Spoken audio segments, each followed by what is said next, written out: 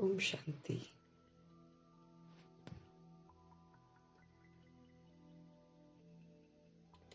हर समय हम आत्माओं को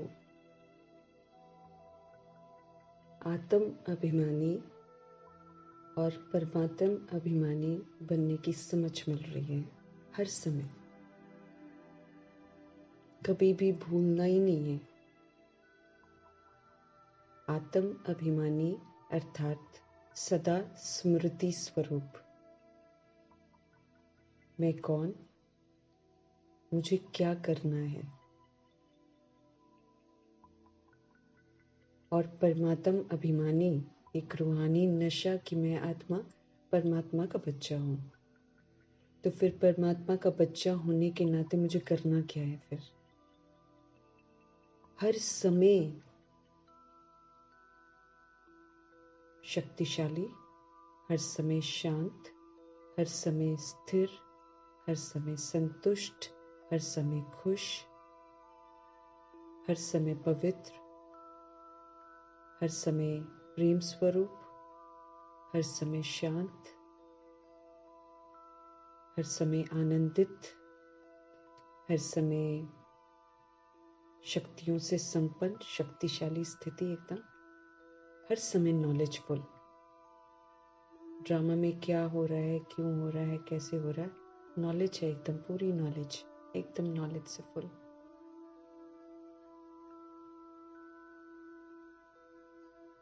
तो मैं कौन, मेरा कौन और मुझे क्या करना है कि स्मृति दिलाकर प्रभु मुझे समझ देते हैं कि मैं पवित्रता के सागर परमपिता परमात्मा की संतान, पवित्र स्वरूप आत्मा हूं। मैं स्मृति दिलाकर मुझे कहते हैं कि पवित्र रहना है और पवित्रता का सहयोग देना है। दुनिया भले अपवित्र है, इस समय कलयुगी वायुमंडल है, लेकिन प्रभु का हम आत्माओं को फरमान है पवित्र रहना है और पवित्रता का सहयोग देना है।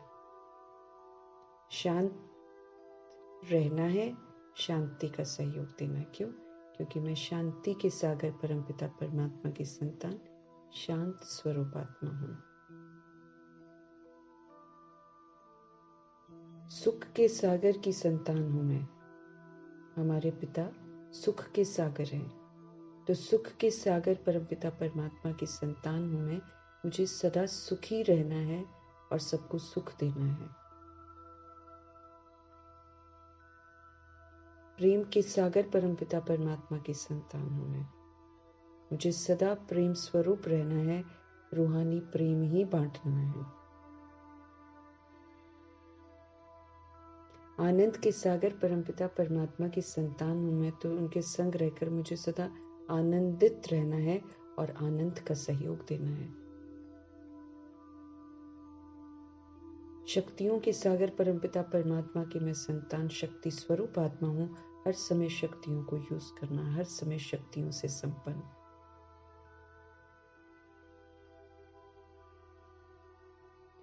ज्ञान के सागर परमपिता परमात्मा की मैं संतान हूं।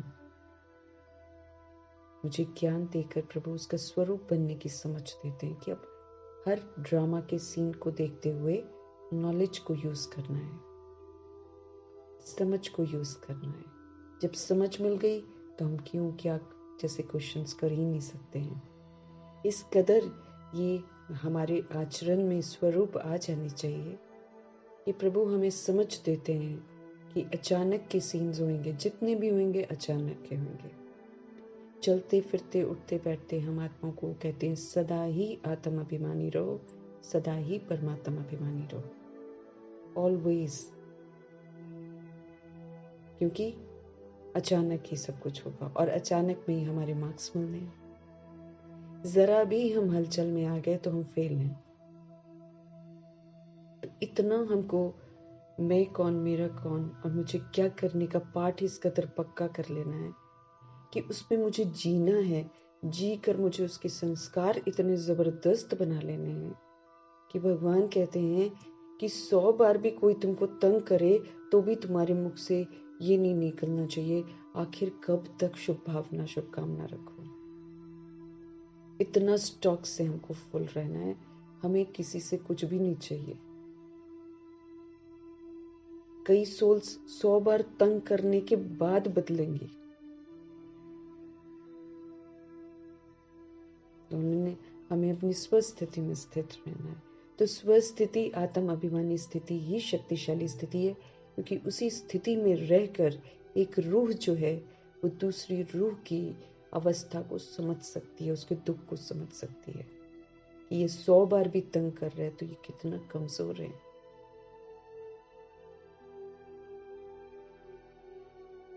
इसकी कमजोरियों से इसको मुझे बाहर निकालना, क्योंकि भगवान जो अति कमजोर है उसके प्रति ज्यादा रहम दिल रहते हैं। ब्रह्मा माँ ज्यादा उस सोल को बहुत ध्यान देती थी जो ज्यादा कमजोर है। कमजोर इन द सेंस कमी कमजोरियों को यूज करके हम कमजोर बनते हैं, शारीरिक रूप से नहीं। वो तो शारीरिक जो भी कर्म भोग है वो तो हमारा आना ही आना है, उसकी तो बात ही अलग है। लेकिन उसके होते हुए नॉलेजफुल होकर अपने कर्मेंद्रियों से अपने शारीरिक कर्म भोग को भी चुकतू कराते हुए मुझ आत्मा को आत्म अभिमानी होकर रहना है। तो आत्मा का पाठ पक्का कराने वाले निराकार परमपिता परमात्मा के महावाक्यों को हम निराकारी स्थिति में स्थित होकर समझेंगे, उन्हीं से पढ़ेंगे। क्योंकि कल भी बाबा ने बोला था, जब तुम अपने को आत्मा समझकर ये समझोगे कि मेरे परमपिता परमात्मा मुझे पढ़ा रहे हैं, तो फिर बाबा कहते तुम्हें धारणा अच्छी होगी, तुम्हें समझ में आएगी हर एक बात। तो आत्मा समझकर हम आत्माएं प्रभु के अनमोल महावाक्यों को सुनेंगे, समझेंगे, उन्हीं से पढ़ेंगे, उन्हीं को हाजिर नाजिर करेंगे, उन्हीं का स्वागत करेंगे और फिर उन्हीं के साथ उन्हीं को रिक्वेस्ट करेंगे, आप जैसे समझाना चाहते हो वैसे हम समझें। क्योंकि उनको शिकायत है, हम उस विधि से नहीं समझते हैं जैसे वो हम आत्माओं को समझाते हैं। तो हाजिर नाजिर करते हुए ना सुप्रीम शक्ति को और ब्रह्मा माँ को हम उन्हीं से समझेंगे। और साथ में प्रभु की ये जो महावाक्य है, हम विश्व की करोड़ों की जो आबादी है जो प्रभु को अभी नहीं जानती है, जिनको हम अपनी स्थिति से हमको जगाना है, क्योंकि हमारी स्थिति से ही वो विस्मृत हो गए हैं। तो द्वापर युग और कलयुग की जितनी सोल्स हैं उन सारी सोल्स को प्रभु के महावाक्य समर्पित हैं। ये महावाक्य की ताकत जो है उन आत्माओं को भी जागृत करे, उन्हें भी दे अभिमान से विकारों से वैराग आ जाए, उन्हें प्रभु आकर्षित करे, उन्हें परमात्मा की याद आए, उन्हें अपना स्वधर्म, क्योंकि वो भी सतोगुनी स्वधर्म के हैं, लेकिन सतोगुनी स्वधर्म से वो विस्मृत हो गए, क्योंकि जब वो आए तो विस्मृति की दुनिया शुरू हो गई थी। तो इन्हीं दुआओं के साथ कि उन आत्माओं को भी जागृति आए, और प्लस ये जो महावाक्य हैं ये प्रकृति के प्रति भी और वायुमंडल के प्रति भी और 5 तत्वों के प्रति भी प्रभु की ये शक्तिशाली समर्थ महावाक्य जो है, इसकी जो ताकत है ये पूरे वायुमंडल में भी फैले, प्रकृति पुनः खूबसूरत बने, 5 तत्व पुनः सतो प्रधान बने, और ये जो वायुमंडल है वो भी बिल्कुल शुद्ध पवित्र बन जाए प्रभु के महावाक्यों से। इन्हीं दुआओं से सबको समर्पित करते हुए प्रभु के महावाक्यों को देखते हैं। आज हमारे परमपिता परमात्मा हम आत्माओं को किस युक्ति से फिर से आत्म अभिमानी बनने की समझ देते हैं। तो मीठे बाबा बोले, मीठे बच्चे, जितना समय मिले। कल भी बाबा ने हमको इस बात का एहसास दिलाया है, आज भी दिला रहे हैं। जितना भी हमको समय मिले अंतर्मुखी रहने का पुरुषार्थ करो। बाहर की दुनिया से बिल्कुल बुद्धि का योग हटा लो, क्योंकि बाहर की दुनिया में जो भी होना है वो विकराल रूप तो लेना है।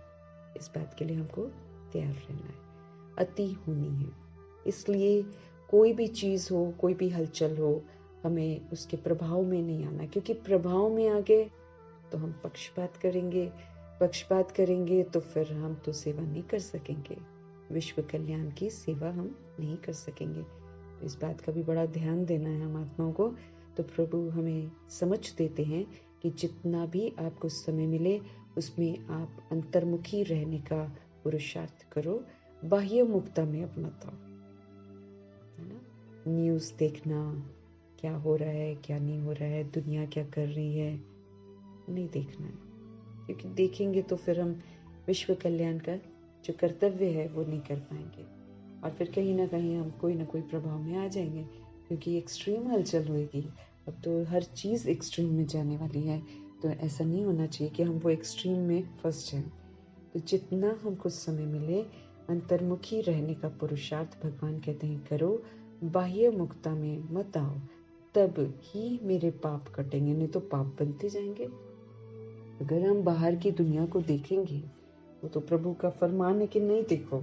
एक तो पहले वही अवज्ञा हो जाएगी कि प्रभु जी हमें कहते हैं कि मत करो, और हम फिर वही काम कर रहे हैं, तो अवज्ञा होगी ना। तो भगवान की अवज्ञा करना मतलब पाप करना, और फिर कुछ न कुछ हम टिक्का टिप्पणी कर बैठेंगे, वो ऐसा वो ऐसा वो ऐसा वो ऐसा। हाँ, फिर वो हिंदू मुस्लिम का भान आ जाएगा, हाँ, या फिर क्रिश्चियंस का भान आ जाएगा, वो क्रिश्चियन है, वो ये है, वो ये, हम सिख हैं, वो हिंदू है, ऐसा ऐसा वाला फीलिंग्स आ जाएगा।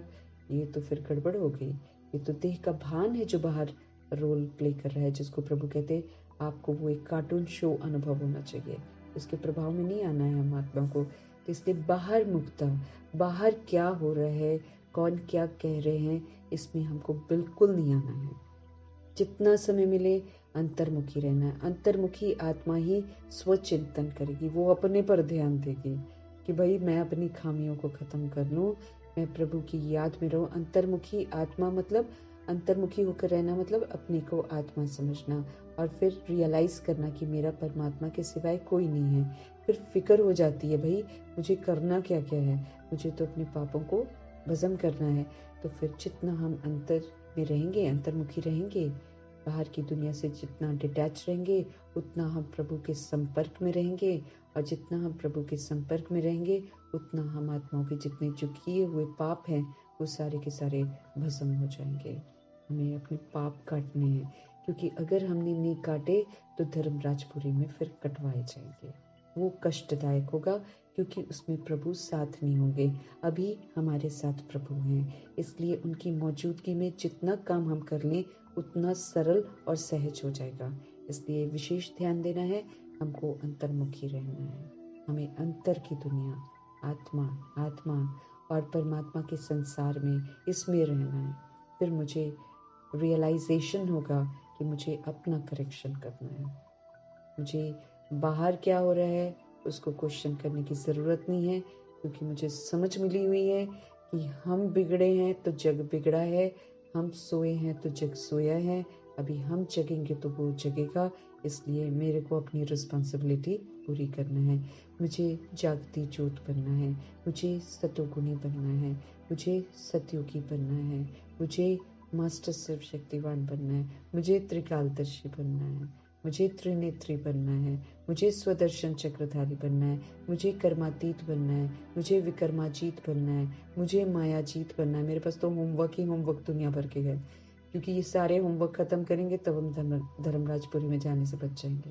तो मेरे को तो अपनी फिक्र होनी चाहिए, बाहर क्या हो रहा है उसका कंसल्ट वो तो करेंगे, तो फिर हम उसी के सेक में जाएंगे, हम वैसे वाले सेक में ही पहुंच जाएंगे। मुझे सेक लगेगा फिर विनाश का, मुझे तो हील करना है। मुझे मालूम है मेरी वजह से मैं भी उसमें सहयोगी हूँ। आज जो वर्ल्ड का सीन है उसमें हम आत्माओं ने अपने कर्मों द्वारा वो करा है वैसे काम, इसीलिए वायुमंडल ऐसा है। हम ही तो पवित्र आत्माएं थी, हम ही तो सृष्टि की शुरुआत में आए थे। फिर हम ही सृष्टि की शुरुआत में आकर 2500 वर्ष पाठ बजाकर फिर विस्मृत हुए, फिर धीरे धीरे विस्मृत जैसे हुए। तो द्वापर युग की आत्माएं और कलयुग की आत्माएं ये तो तब आई जब हम विस्मृत होना शुरू हुए। तो इन्होंने तो तब आए जब हम देह के भान में आ गए थे, तो फिर उसी का प्रभाव उन पर हो गया। वो तो सतुगुणी आए थे, लेकिन नीचे देह का भान चल रहा था, फिर धीरे धीरे देह का अभिमान चला। अब ये जो सिखिज्म है ये तो कलयुग में शुरू हुआ, अब ये तो बिल्कुल ही घोर कलयुग में है। इसलिए ये शुरू में जब तक गुरु थे तब तक इनका प्रभाव अलग था, फिर धीरे धीरे इन आत्माओं में भी सब में तमो प्रधानता आ गई, सब में देह अभिमान आ गया। आज देह के अभिमान में है सब लोग, एक दूसरे को मारने के चक्कर में, इसलिए क्योंकि देह का अभिमान हो गया। वो देह के पहनावे को असली समझ बैठे हैं, वो उसके लिए यहाँ तो धरत पर ये धर्म न छोड़िए, प्रभु पवित्रता को लेकर कहते हैं कि पवित्रता एक ऐसी चीज है जिसमें आपको पवित्रता को कायम करना है। इसके लिए जान भी चली जाए तो भी कभी अपवित्र नहीं होना। अब प्रभु जी ने तो ये सिखाया है, लेकिन दुनिया में देह के भान में आत्माएं आ गई हैं। तो जो मुस्लिम है वो आत्माएं मुस्लिम बन गई हैं, जो वो अपने आप को कहती हैं कि हम मुस्लिम के कौम के लिए जान दे देंगे, सिख की कौम के लिए जान देंगे, हिंदुओं के लिए देंगे, क्रिश्चियन अपने लगे हुए हैं, सब के सब लगे हुए हैं और सब के सब एक दूसरे को देह अभिमान में खत्म कर देंगे। किसको खत्म करेंगे? वो देह के अभिमान को खत्म करेंगे। आज वो अपने पहनावे को लेकर बहुत अडिग है कि हम ये हैं, हम ये हैं, हम वो पहनावा, वो शरीर, वो तो सारा धरा पर पड़ा रहेगा। वो तो किसी के सोल फिर रियलाइज करेगी कि ये तो हमारा है ही नहीं है, हम तो परम धाम निवासी हैं। तो इस विधि से जो है सृष्टि का जो है अंतिम जो सीन है वो इस तरीके से होगा। तो ऐसे सीन्स में हम सशक्त रहें, हम सोल्स को रियलाइज करवाएं, उन्हें कितना न दुख होएगा, कितनी न परेशानियां होंगी, कितने न मोह माया में सारी प्रवेश कर गई है ना, तो उनको तो जागृति पूरी आई नहीं है, वो प्रभु से पढ़ेंगे भी नहीं। तो ऐसी सोल्स को हील करने के लिए प्रभु हम आत्माओं को इंस्ट्रूमेंट्स की तरह तैयार कर रहे हैं। करेंगे प्रभु ही हील, प्रभु ने ही मुक्ति देनी है सबको, लेकिन हम आत्माएं ऐसे इंस्ट्रूमेंट्स तैयार हो जाएं जहां हम प्रभु की याद में रहें। तो प्रभु की याद में जब हम रहते हैं तो फिर वो जो याद है वो सारी सोल्स को हील कर देगी, वो सारी सोल्स को मुक्ति देगी। तो करना प्रभु ने है, लेकिन मेरे को लायक तो बनना है। इसीलिए प्रभु हम आत्माओं को समझते रहें कि भाई अपने पाप काट लो, क्योंकि पाप हमने करे हैं, हम इनकार बिल्कुल नहीं कर सकते हैं। और इस बात का एहसास हम आत्माओं को होता है जब हम पूजा स्थानों में पहले जाते थे। अब तो नहीं जाना, लेकिन जब हम जाते थे तब हम एहसास करते थे कि वो जो मूर्तियां हैं, वो जो स्थान है वो प्योर है और हम इम्प्योर हैं। तभी जो इम्प्योर सोल होती है वही झुकती है, वही मत्था टेकती है। जो प्योर होती है वो नहीं मत्था टेकती, क्योंकि वो तो प्योर है ना। इसलिए इस बात से तो हम इनकार नहीं कर सकते कि हम पाप आत्मा बन गए हैं। इसलिए हमारे बड़े सूक्ष्म पाप हैं जो हमने 63 जन्म किए हैं, कम बात नहीं है, वो बड़े गहरे हो चुके हैं, जिसको काटने के लिए बहुत ज़रूरी है हम अंतर्मुखी हो जाएं, हम स्वचिंतन करें, हम अपनी कमी कमज़ोरियों को देखें, फिर अनादि आदि दर्शन करके फिर रियलाइज़ करें कि हम क्या थे और हम क्या बन गए। फिर प्रभु के साथ रहकर, उन सारे प्रभु की यादों में रहकर मुझे वो पाप काटने हैं। बाहर मुक्ता देखेंगे तो मेरे पाप बढ़ते चले जाएंगे, इस बात का मुझे विशेष ध्यान रखना है, क्योंकि देह को देखेंगे तो देह की कमी कमजोरियां हमारे अंदर आएंगी। कमी कमजोरियां आना मतलब एक और पाप का जो है ना परत चढ़ जाएगी, जिसकी फिर याद से भी सुनवाई नहीं है। याद से हम उतना ही चुकतू कर सकते हैं जो हमने अज्ञानता में किया है, लेकिन बाकी जो हम अभी प्रभु से पढ़ते पढ़ते पाप कर रहे हैं, इसकी तो कोई माफी नहीं है, इसकी तो सजा है, वो हमें साथ साथ मिलती रहती है। हम नाखुश रहते हैं, या फिर हम असंतुष्ट हो जाते हैं, या फिर हमें धारणा नहीं होती, या फिर हम याद नहीं कर पाते, ये सारी सजाएं मिल रही हैं हमें साथ साथ। इसकी तो जैसे जैसे हम आगे बढ़ते जाएंगे वैसे वैसे एक का जो है ना, जैसे शुरू में है तो 100 गुना दंड है, फिर धीरे धीरे 1000 गुना दंड है। अब जैसे हम आत्माओं को समझ मिल रही है, अब अगर हम गलती करते हैं तो हमारा एक का 1,00,000 गुना दंड है।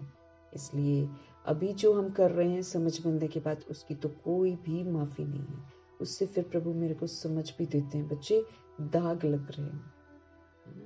जैसे नहीं होता है, हमारे तो निरंतर पेपर चल रहे हैं, यहाँ पढ़ाई हो रही है, यहाँ पेपर शुरू है ना।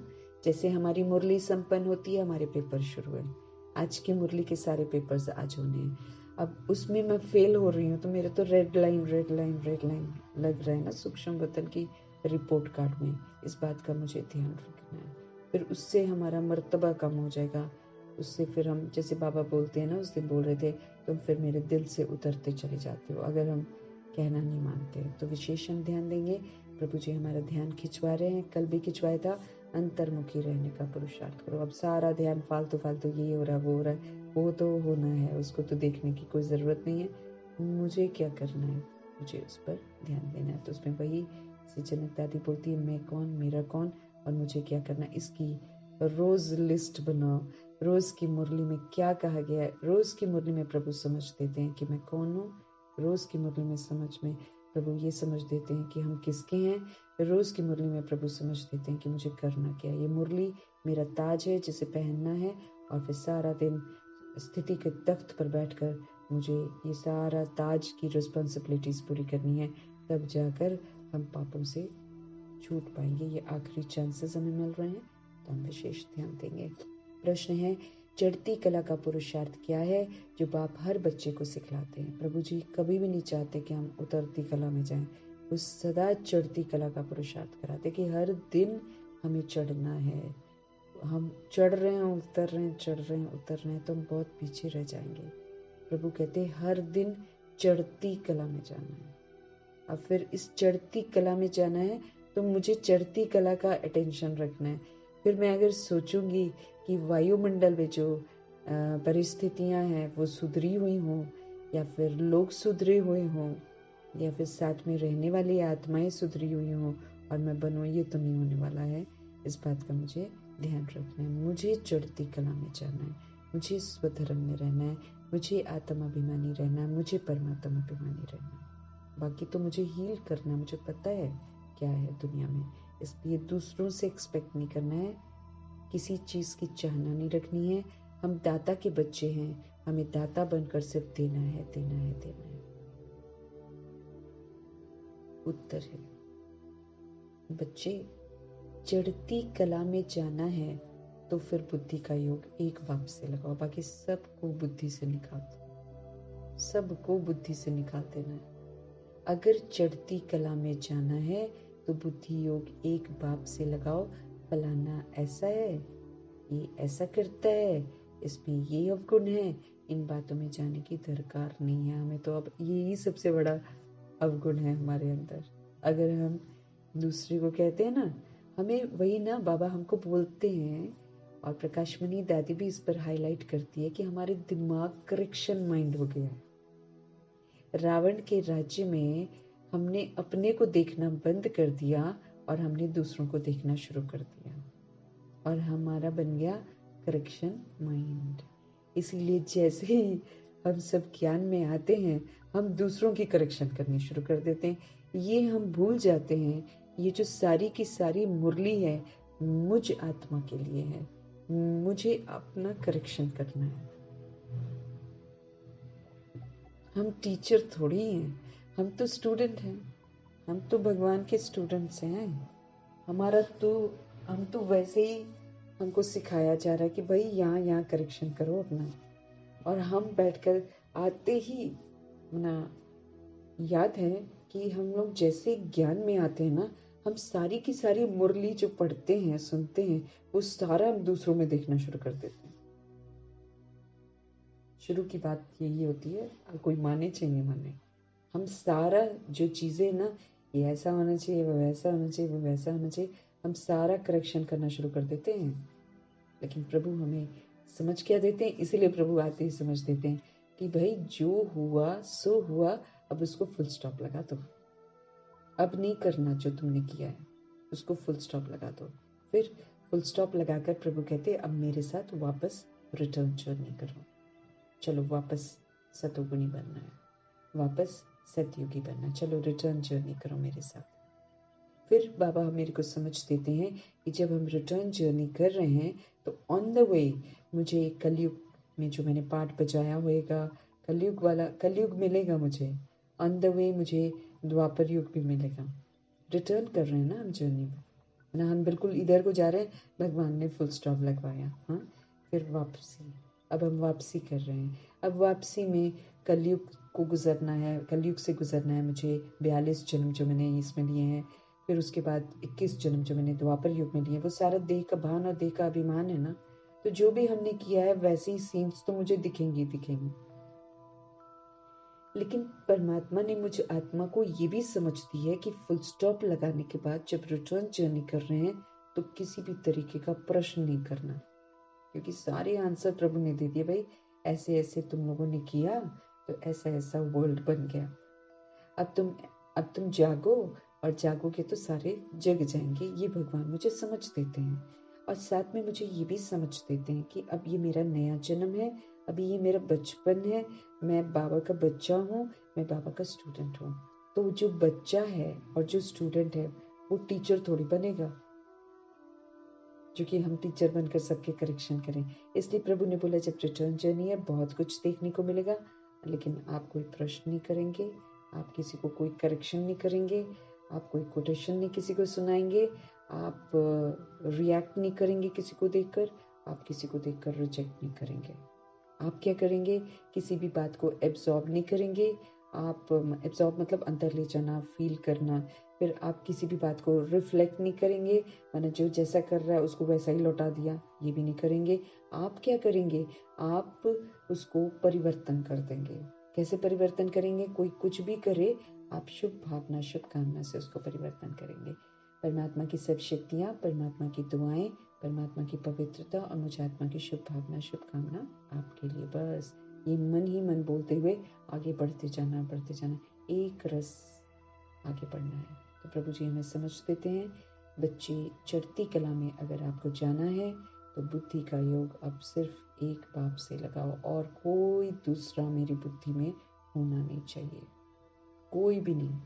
और फिर प्लस हम गंदे नहीं बनना चाहिए ना, हमको सारे दाग मिटाने हैं, दाग लगे हुए हैं रावण राज्य में, हमें वो ऐसा वो ऐसा वो ऐसा ऐसे बड़े सारे दाग लगे, क्योंकि इससे आत्मा की शक्ति घटती चली जाती है, क्योंकि वो बुराइयां देखती है, वो बुराइयां देखती है तो सारी की सारी बुराइयां जो हमने दूसरों में देखी हैं वो सारी की सारी हमारे अंदर आई हुई हैं। इसलिए अब वो जो बुराइयां मेरे अंदर आ गई हैं, जिसने मुझे पाप आत्मा बना दिया है, उस सारे पाप कटने के लिए मुझे अपने प्रभु को देखना है, अपने बुद्धि का योग परमात्मा के साथ लगाना है, क्योंकि परमात्मा अच्छाइयों का सागर है। तो प्रभु मेरे को समझ देते हैं, फलाना ऐसा है, ये ऐसा करता है, इसमें ये अवगुण है, इन बातों में जाने की दरकार नहीं है। वो तो कलयुग में जी रहे हैं, उनको नहीं मालूम है, वो पढ़ थोड़ी रहे हैं। कितने अभी समझ में आता है कि हम पढ़ रहे हैं भगवान से, हमको शिक्षा मिल रही है, लेकिन हम बुराई किस में देख रहे हैं, जो प्रभु से पढ़ ही नहीं रहे हैं, उनको मालूम ही नहीं है। हम उनके अवगुण देख रहे हैं। हम पढ़ रहे हैं ना, तो मेरे को तो अपने देखने हैं ना, और हम क्या करते हैं, पढ़ हम रहे हैं और अवगुण उनका देख रहे हैं जो पढ़ ही नहीं रहे, तो कितनी बड़ी भूल करते हैं। फिर इन बातों में प्रभु कहते जाने की जरूरत नहीं है, अवगुण देखने से मुंह मोड़ लो। ये बाबा ने 69 की मुरली में भी बोला है, सबसे बड़ा त्याग यही है, अवगुण को देखने का त्याग। मत देखो किसी का, इससे मुख मोड़ लो। कोई कुछ भी करे, मुझे उसके अवगुण को नहीं देखना, वो भी विस्मृत है, उसको जानकारी नहीं है, उसको समझ नहीं है, तो उसके अवगुण को क्यों देखें हम। फिर कभी भी पढ़ाई से रूठना नहीं है, ये तो भूल कभी नहीं करनी है। पढ़ाई से रूठ जाते हैं, यही होता है ना कि हम अच्छी तरह समझ नहीं पाते हैं, हम वही करते ना, हम आते हैं और फिर सब में वो चीज़ें, अब बाबा से समझ में आता है कि भाई सब स्टूडेंट्स हैं, सब अभी पढ़ रहे हैं, सभी अपनी खामियों को निकालने का पुरुषार्थ कर रहे हैं। अगर वो परफेक्ट होते तो वो इस धरा पर नहीं होते, इम्परफेक्ट हैं तभी इस धरा में है, सब अपनी अपनी रीति से पढ़ रहे हैं।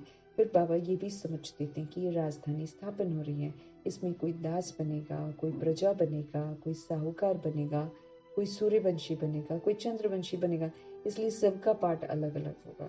तो उसमें सबके संस्कारों के टकराव तो होने हैं, सबके संस्कार भिन्न भिन्न हैं, सब आपस में मिलेंगे। अब ये जो 2500 वर्ष की राजधानी में आने वाली सोल्स हैं, ये भी आपस में जरूर मिलेंगे। तो कोई कैसा होएगा, कोई कैसा होएगा, पुरुषार्थ के दौरान तो ऐसा ही होगा ना, कोई कैसा कोई कैसा कोई कैसा। अब उस चक्कर में हम क्या करते हैं, हम एक्सपेक्टेशंस रखते हैं, इसको ऐसा होना चाहिए, इसको ऐसा होना चाहिए।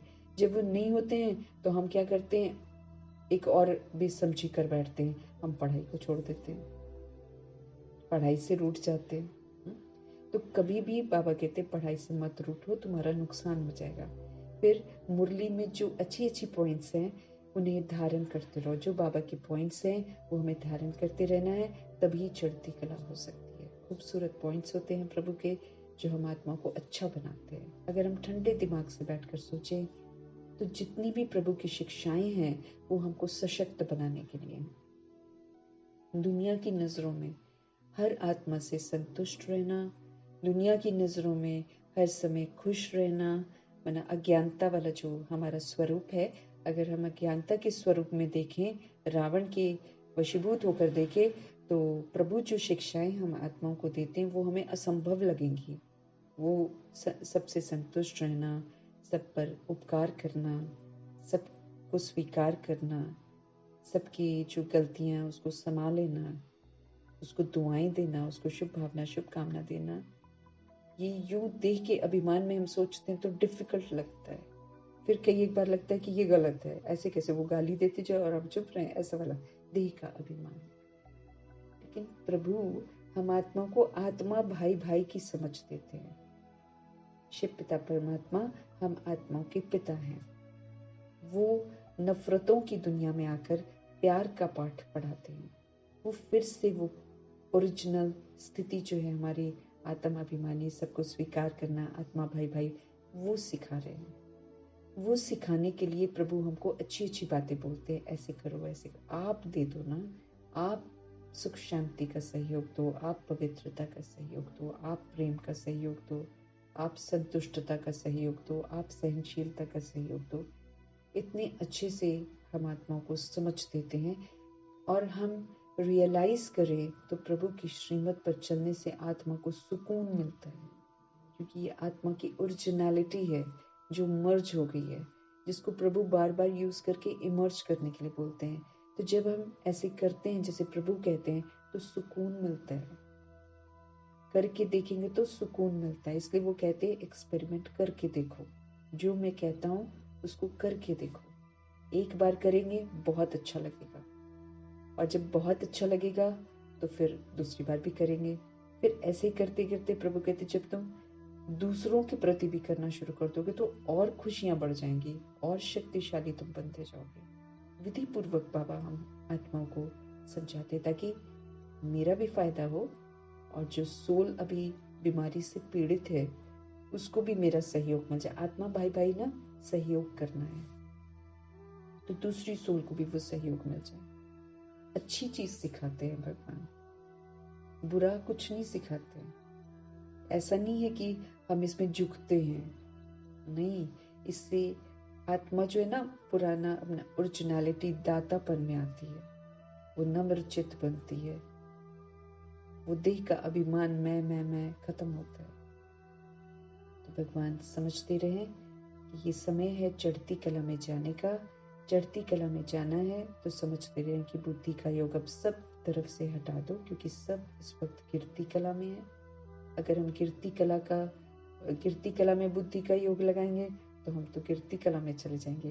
लेकिन मेरा तो कर्तव्य इस समय बहुत श्रेष्ठ है, क्योंकि हम श्रेष्ठ परमपिता परमात्मा के बच्चे बने हैं, तो मुझे इसका सबूत भी तो देना है कि मैं भगवान का बच्चा हूँ।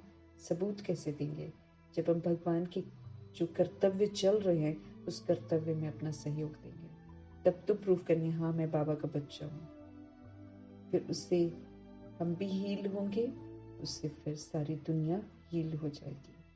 तो दूसरे का अवगुण बिल्कुल नहीं देखना, आज पूरा ध्यान रखेंगे, हम किसी के भी अवगुण को नहीं देखेंगे, तभी हम विश्व कल्याणकारी बन सकेंगे, तभी हम सबको सकाश दे सकेंगे, तभी बाबा मेरे को यूज कर सकेंगे। इंस्ट्रूमेंट हमें ऐसा बनना है जिसमें दाग ना हो। मुझे तो सारे दाग मिटाने हैं, अभी बहुत सारे दाग लगे हुए हैं। अब वो जो अज्ञानता में लगे वो तो लगे ही लगे हैं, उसको तो होना अलग बात है। ये जो बाबा का बनकर भी हमने करेक्शन करे हुए हैं वो कितने दाग लग रखे हैं, क्योंकि ये भगवान की अवज्ञा है। भगवान जी टीचर है, हम बैठकर बीच में टीचर बन गए। हाँ, जब हम दूसरों का करेक्शन करते तो क्या बन गए, हम टीचर बन गए ना। दैट इज देह का अभिमान, क्योंकि मैं आत्मा देह को देख रही हूँ, मैं सोल को नहीं देख रही हूँ, तो ये तो और गुनाह कर रहे हैं। इसलिए प्रभु आजकल हम लोग को आत्मा का पाठ बहुत पक्का करा रहे हैं कि आत्मा आत्मा को देखेगी तो आत्मा 7 गुणों को ही देखेगी, बॉडी बॉडी को देखेगी तो सारे अवगुणों को ही देखेगी। तो उससे क्या लग जाएगा, हम फिर से दाग वाले बन जाएंगे। तो ध्यान देना है, मुझे अंतर्मुखी रहना है, मुझे बुद्धि का योग सिर्फ एक शिव बाबा के साथ लगाना है, फिर मुझे पता रहेगा मुझे क्या करना है। फिर हम विस्मृत नहीं होंगे, किसी का भी अवगुण मुझे नहीं देखना है, अवगुण देखने से मुंह मोड़ लेना है, कभी भी प्रभु की पढ़ाई से मुझे रूठना नहीं है। मुरली में जो प्रभु अच्छे अच्छे पॉइंट्स हमको देते हैं उन्हें हमें धारण करना है, तब हमारी चढ़ती कला हो सकती है। ओम शांति। अभी ये है ज्ञान का क्लास। ज्ञान मीन्स समझ। ये समझ की क्लास है, हम बेसमझ हो गए थे। अभी प्रभु हमको हर बात की समझ दे रहे हैं। ये मेरे बाबा की ज्ञान की क्लास है और सवेरे योग की क्लास है। जब अमृत वेला होता है तो हम फिर प्रभु के साथ कनेक्शन जोड़ते हैं। योग की क्लास है। योग कौन सा, ये बहुत अच्छी रीति से समझना है, क्योंकि देह का अभिमान योग करता है। मोस्ट ऑफ द टाइम देह का अभिमान योग करता है, क्योंकि फिर वो होता है, अरे हम तो 2 बजे से उठकर योग कर रहे हैं, हम तो 1 बजे से कर रहे हैं, आज तो हमने इतने घंटे योग किया ना। तो बाबा हमको करेक्ट करते रहते हैं बीच बीच में कि भाई गलत फहमी में हो। भगवान तो आकर कभी कभी ये भी बोल देते हैं कि 1 मिनट का भी योग नहीं है। तो इसीलिए प्रभु समझ दे रहे हैं योग कौन सा है। ये बहुत अच्छी रीति समझाना है, क्योंकि बहुत मनुष्य हठ योग में फंसे पड़े हैं, हठ से बैठते हैं ना। तो जो हठ योग मनुष्य सिखलाते हैं ये है राज योग, ये जो परमात्मा सिखलाते हैं। क्योंकि राजा तो कोई है नहीं जो राजयोग सिखलाए। ये लक्ष्मी नारायण भगवती भगवान है। राजयोग सीखें तब तो भविष्य में भगवती भगवान बने हैं ना। इन्होंने राजयोग सीखा है, इनकी आत्माओं ने, तभी तो ये भगवान भगवती बने, क्योंकि लोग इनको गॉड गॉडेस बोल देते हैं। ये है ही पुरुषोत्तम संगम युग की समझानी। पुरुषोत्तम संगम युग चल रहा है। इस पुरुषोत्तम संगम युग में परमपिता परमात्मा हम आत्माओं को हर बात की समझ देते हैं। इसको कहा जाता है पुरुषोत्तम। पुरानी और नई दुनिया का बीच। पुरानी दुनिया और नई दुनिया, इनके बीच का जो समय है, आखिरी अंतिम 100 वर्ष जो है, वो पुरुषोत्तम संगम युग के है। इसमें हर सोल को मौका मिलता है फिर से उत्तम बनो। हर आत्मा पुरुष, आत्मा को पुरुष बोलते ना, हर आत्मा पुरुष को पुरुषोत्तम बनने की समझ मिलती है। पुराने मनुष्य और नए देवताएं, इस समय सभी मनुष्य जो है वो पुराने हैं, विस्मृत हो गए, सारे मनुष्य पुराने हैं। नई दुनिया में नई आत्माएं देवताएं होते हैं। अब सोल को भगवान रिन्यू कर रहे हैं, रिजुविनेट कर रहे हैं, पुनः उसको अनादि आदि की तरफ लेकर जा रहे हैं। तो अभी प्रभु के साथ, प्रभु के जो ईश्वरीय परिवार है, इसमें आकर नई शिक्षाएं प्राप्त करके हम पुनः नए बनते हैं। तो जो नई आत्मा बनती है वो फिर देवता बनती है।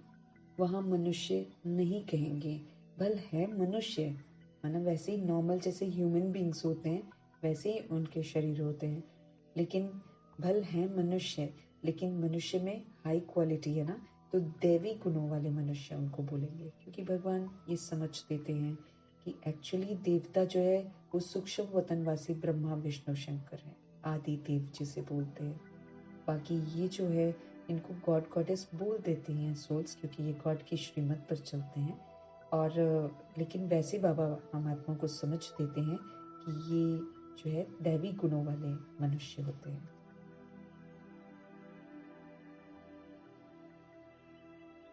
वहां मनुष्य नहीं कहेंगे बल मनुष्य, परंतु बल है मनुष्य परंतु दैवी गुणों वाले हैं, इसलिए देवी देवता कहा जाता है।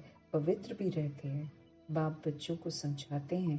काम जो है ये महाशत्रु है, ये रावण का पहला पहला भूत है जो हमको लगता है, हाँ? भूत बन जाते हैं। बाबा सृष्टि जो है उसमें तो सब भूत बन गए, अब वो तो कहते हैं ये बहुत जरूरी है, हाँ? उसमें तो बेसमझ डॉक्टर्स भी बोलते हैं ये बहुत जरूरी है, जो घर के सदस्य हैं वो भी बोलते बहुत ज़रूरी है, इसी से सृष्टि वृद्धि होती है। अब सृष्टि तो हद से ज़्यादा वृद्धि हो गई है, जिसके कारण हमको पॉइजनस सब कुछ मिल रहा है, लेकिन नहीं समझ नहीं आता ना। तो भगवान आकर समझ देते हैं कि ये जो काम विकार है, ये सबसे बड़ा शत्रु है आत्मा का। ये आत्मा का घात करता है, ये आत्मा को बेसमझ बनाता है, ये आत्मा को क्रिमिनल बनाता है, ये आत्मा को बिल्कुल गंदा बना देता है। ये आत्मा को आदि मध्य अंत दुख देता ही रहता है, जिसका हमको एहसास नहीं है। दुखों का कारण मालूम नहीं है, इसलिए निवारण होता नहीं है, दुख शांति बढ़ता ही चला जाता है। द्वापर युग से भक्ति करते हैं, लेकिन क्या बन जाता है कलयुग? दुख और अशांति का घर बन जाता है। क्यों?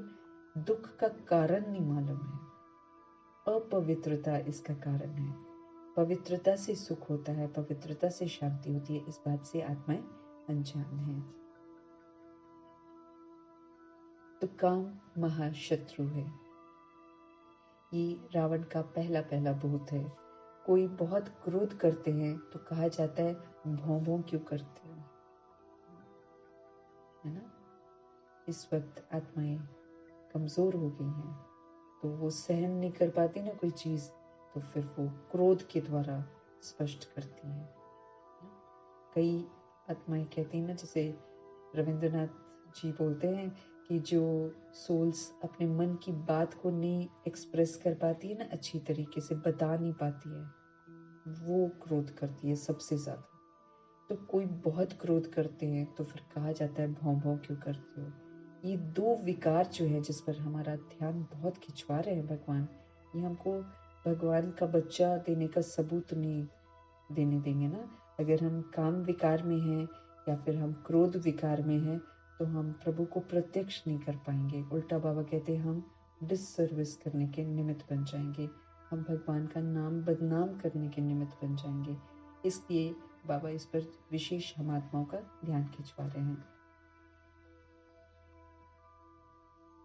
बाबा कह रहे हैं ये दो विकार जो हैं, काम क्रोध लोभ मोह अहंकार, ये बड़े शत्रु हैं। लोभ मोह के लिए भौ भौ नहीं कहेंगे। मनुष्यों में साइंस घमंड के कारण क्रोध कितना है। साइंस का भी घमंड है ना। अब ये जो बॉम्ब्स चलाएंगे, उसको मार देना, उसको मार देना, इस साइंस का घमंड आ गया है, जिसके कारण उनको क्रोध कितना है। वो ये भी नहीं देखते कि हम पूरा का पूरा गांव खत्म कर रहे हैं या पूरा का पूरा शहर खत्म कर रहे हैं, कितने लोग बेघर हो जाएंगे या खून खराबा होगा, कोई फर्क नहीं है। क्रोध है क्रोध।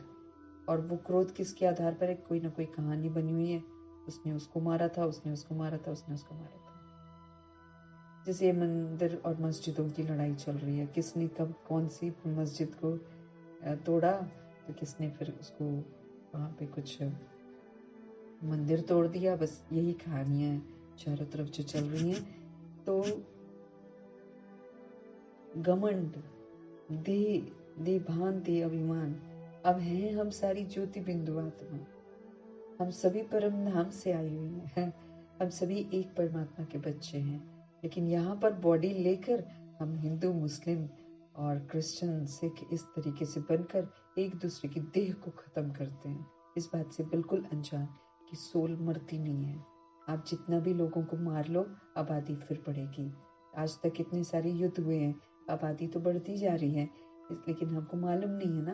प्रभु ने आकर हमको समझ दिए कि भाई आप लोग सोल्स हो, आप मरते नहीं हो, आप फिर बॉडी को पुनर्जन्म ले लेकर फिर इसलिए आबादी बढ़ गई। बाबा ने आकर हम आत्मा को समझ दी। मनुष्यों में साइंस घमंड के कारण क्रोध कितना है, ये भी बहुत नुकसानकारक है। काम का भूत आदि मध्य अंत दुख देने वाला है। काम विकार में चले तो जाता है इंसान, लेकिन उसके बाद शुरुआत मध्य अंत सब दुख ही दुख है। क्योंकि फिर हम वो वाले साइकिल में आ जाते हैं ना, पुनर्जन्म के साइकिल में आ जाते हैं। फिर वो वही गर्भ में जाओ, शुरुआत वहीं पर दुखों की, फिर जन्म होता है तब भी रो रो के होता है, और फिर उसके बाद जो बचपन है वो ऐसे रोते ही रहते हैं, और फिर लड़कपन वही कभी ये रोग कभी वो रोग, कभी वो परेशानी कभी वो परेशानी, दुखी दुख। फिर उसके बाद शादी करते हैं, उसके बाद दुखी दुख। फिर मरते हैं तो मोह माया में वो मेरा वो मेरा वो मेरा, होता कुछ भी मेरा नहीं। तो आदि मध्य अंत क्या हो जाता है? दुख मिलते हैं। एक दो पर काम कटारी चलाते हैं, है ना, आत्मा की हत्या होती है, आत्मा का घात होता है। कैसा घात? है ना, आत्मा की शक्ति जो है वो घटती चली जाती है और वो क्रिमिनल बन जाती है। तो घात कहा जाता है, काम कटारी। ये सब बातें समझकर फिर औरों को समझानी है। तुम्हारे सिवाय बाप से वर्षा लेने का सच्चा रास्ता तो कोई बतला ना सके। प्रभु से हमें रास्ता पता चलता है, फिर प्रभु की याद में रहकर, आत्मिक स्थिति में स्थित रहकर दूसरी सोल्स को जगाना है, ताकि वो भी सोल्स परमात्मा से जुड़े, वो भी सोल्स परमात्मा से ज्ञान प्राप्त करे, वो भी सोल्स परमात्मा से वर्षा प्राप्त करे। ये हम आत्माओं का कर्तव्य है। तुम बच्चे ही बता सकते हो, क्योंकि बाबा ने हमको बताया, इसलिए हम दूसरी सोल्स को बता सकते हैं। बेहद के बाप से इतना बड़ा वर्षा कैसे मिलता है? भगवान से हमें इतना बड़ा वर्षा मिलता है, कैसे मिलता है?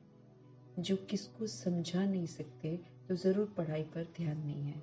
अगर कोई सोल नहीं समझा पा रही है, माना बाबा कहे फिर पढ़ाई पर अटेंशन नहीं है, तो बाबा काबिल बना देते हैं।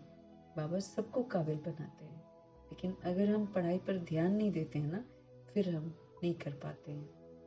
बुद्धि योग कहाँ भटकता है? युद्ध का मैदान है ना, तो भटकती है बुद्धि, तो फिर हम बाबा की बात को दूसरे को नहीं बता पाते हैं। बुद्धि योग कहाँ भटकता है? युद्ध का मैदान है ना। ऐसे कोई मत समझे, सहज बात है। मन के तूफान व विकल्प ढेर के ढेर न चाहते हुए भी आएंगे, इसमें मुझे मूंझना नहीं है ना।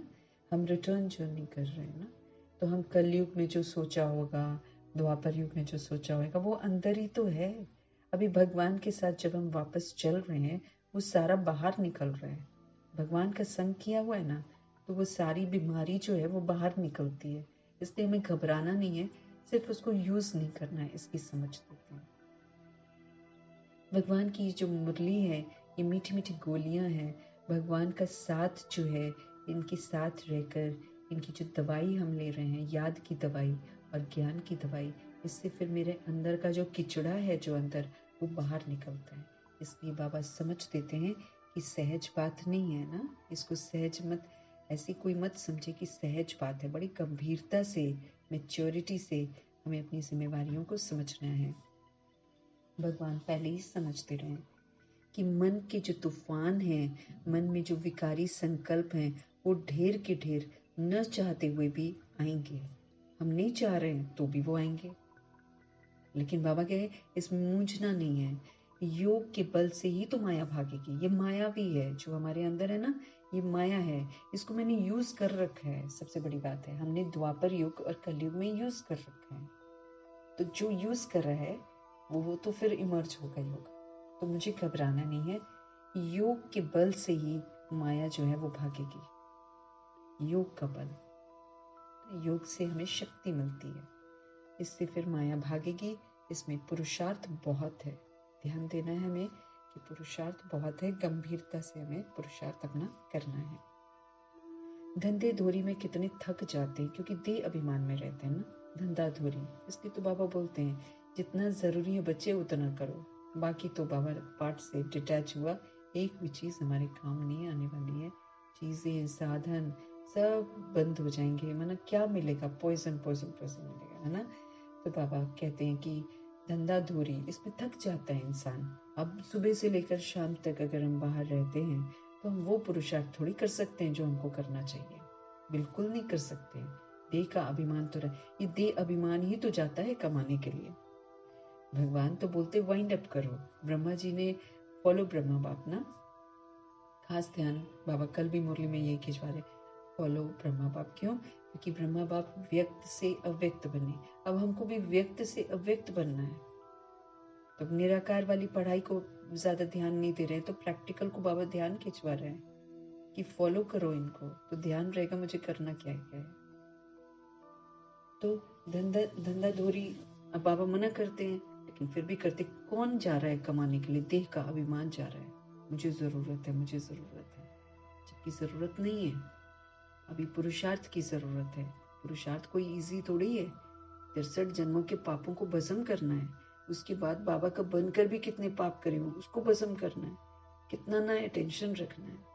लेकिन वही यकीन नहीं समझते हैं ना, तो फिर धंधे धोरी में जाते हैं, फिर थक जाते हैं, वो पुरुषार्थ नहीं कर सकते हैं जो हमें करना चाहिए, है ना। धंधे धोरी में कितने थक जाते हैं क्योंकि देह अभिमान में रहते हैं। देह अभिमान के कारण बहुत बातचीत भी करनी पड़ती है ना अब। और आजकल तो वैसे ही है कि अगर आप बाहर काम करो तो मना इंसान तो बिल्कुल मना क्या बोले कि कैद है, एकदम गुलामी, एक गुलामी है ना, नौकरी गुलामी है इस समय। गुलाम बना देते हैं, एकदम निचोड़ देते हैं। ये जो प्राइवेट जो कंपनीज हैं ये तो पूरा निचोड़ देते हैं। गवर्नमेंट वाले आराम करते हैं, वो मुफ्त का खाते हैं, है ना।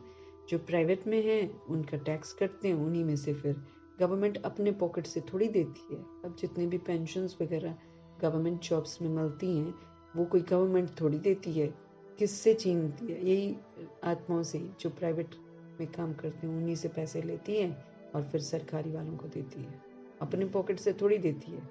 तो ये जो प्राइवेट वाले हैं ये कितनी मेहनत करते हैं, सारा दिन सुबह से शाम तक काम करते हैं, इनको उतनी सैलरी भी नहीं देते हैं, फिर इनके पैसे भी काटते हैं। और वो पैसे फिर काट के ऐसे जो भी आर्मी नेवी ये जितने भी लोग हैं इनको सारी फैसिलिटीज़ भी देंगे, रिटायर होने के बाद सारी फैसिलिटीज़ भी देंगे, उसके बाद ऊपर से इनको पेंशन भी देंगे, और वो भी कोई छोटी मोटी नहीं देते हैं। और बाकी जो ज़रूरतमंद इंसान है उनको फिर कुछ भी नहीं देते। वो फिर मतलब टोटल अत्याचार कलयुग में होता है ना, बिल्कुल जो है आराम से बैठते हैं, उनको मना ठीक है आपने सर्विस करी ना, तो जब सर्विस कर रहे हैं तो फिर पैसा मिल रहा है ना, लेकिन उसके बाद भी मिलता है। तो टोटल ये जो कलयुग है ये बिल्कुल अत्याचार वाला युग है, इसमें अधर्म होता है ना। हम काम नहीं कर रहे हैं लेकिन फिर भी हमको पैसा मिलता है, और कई लोग काम कर रहे हैं फिर भी उनको नहीं मिलता है।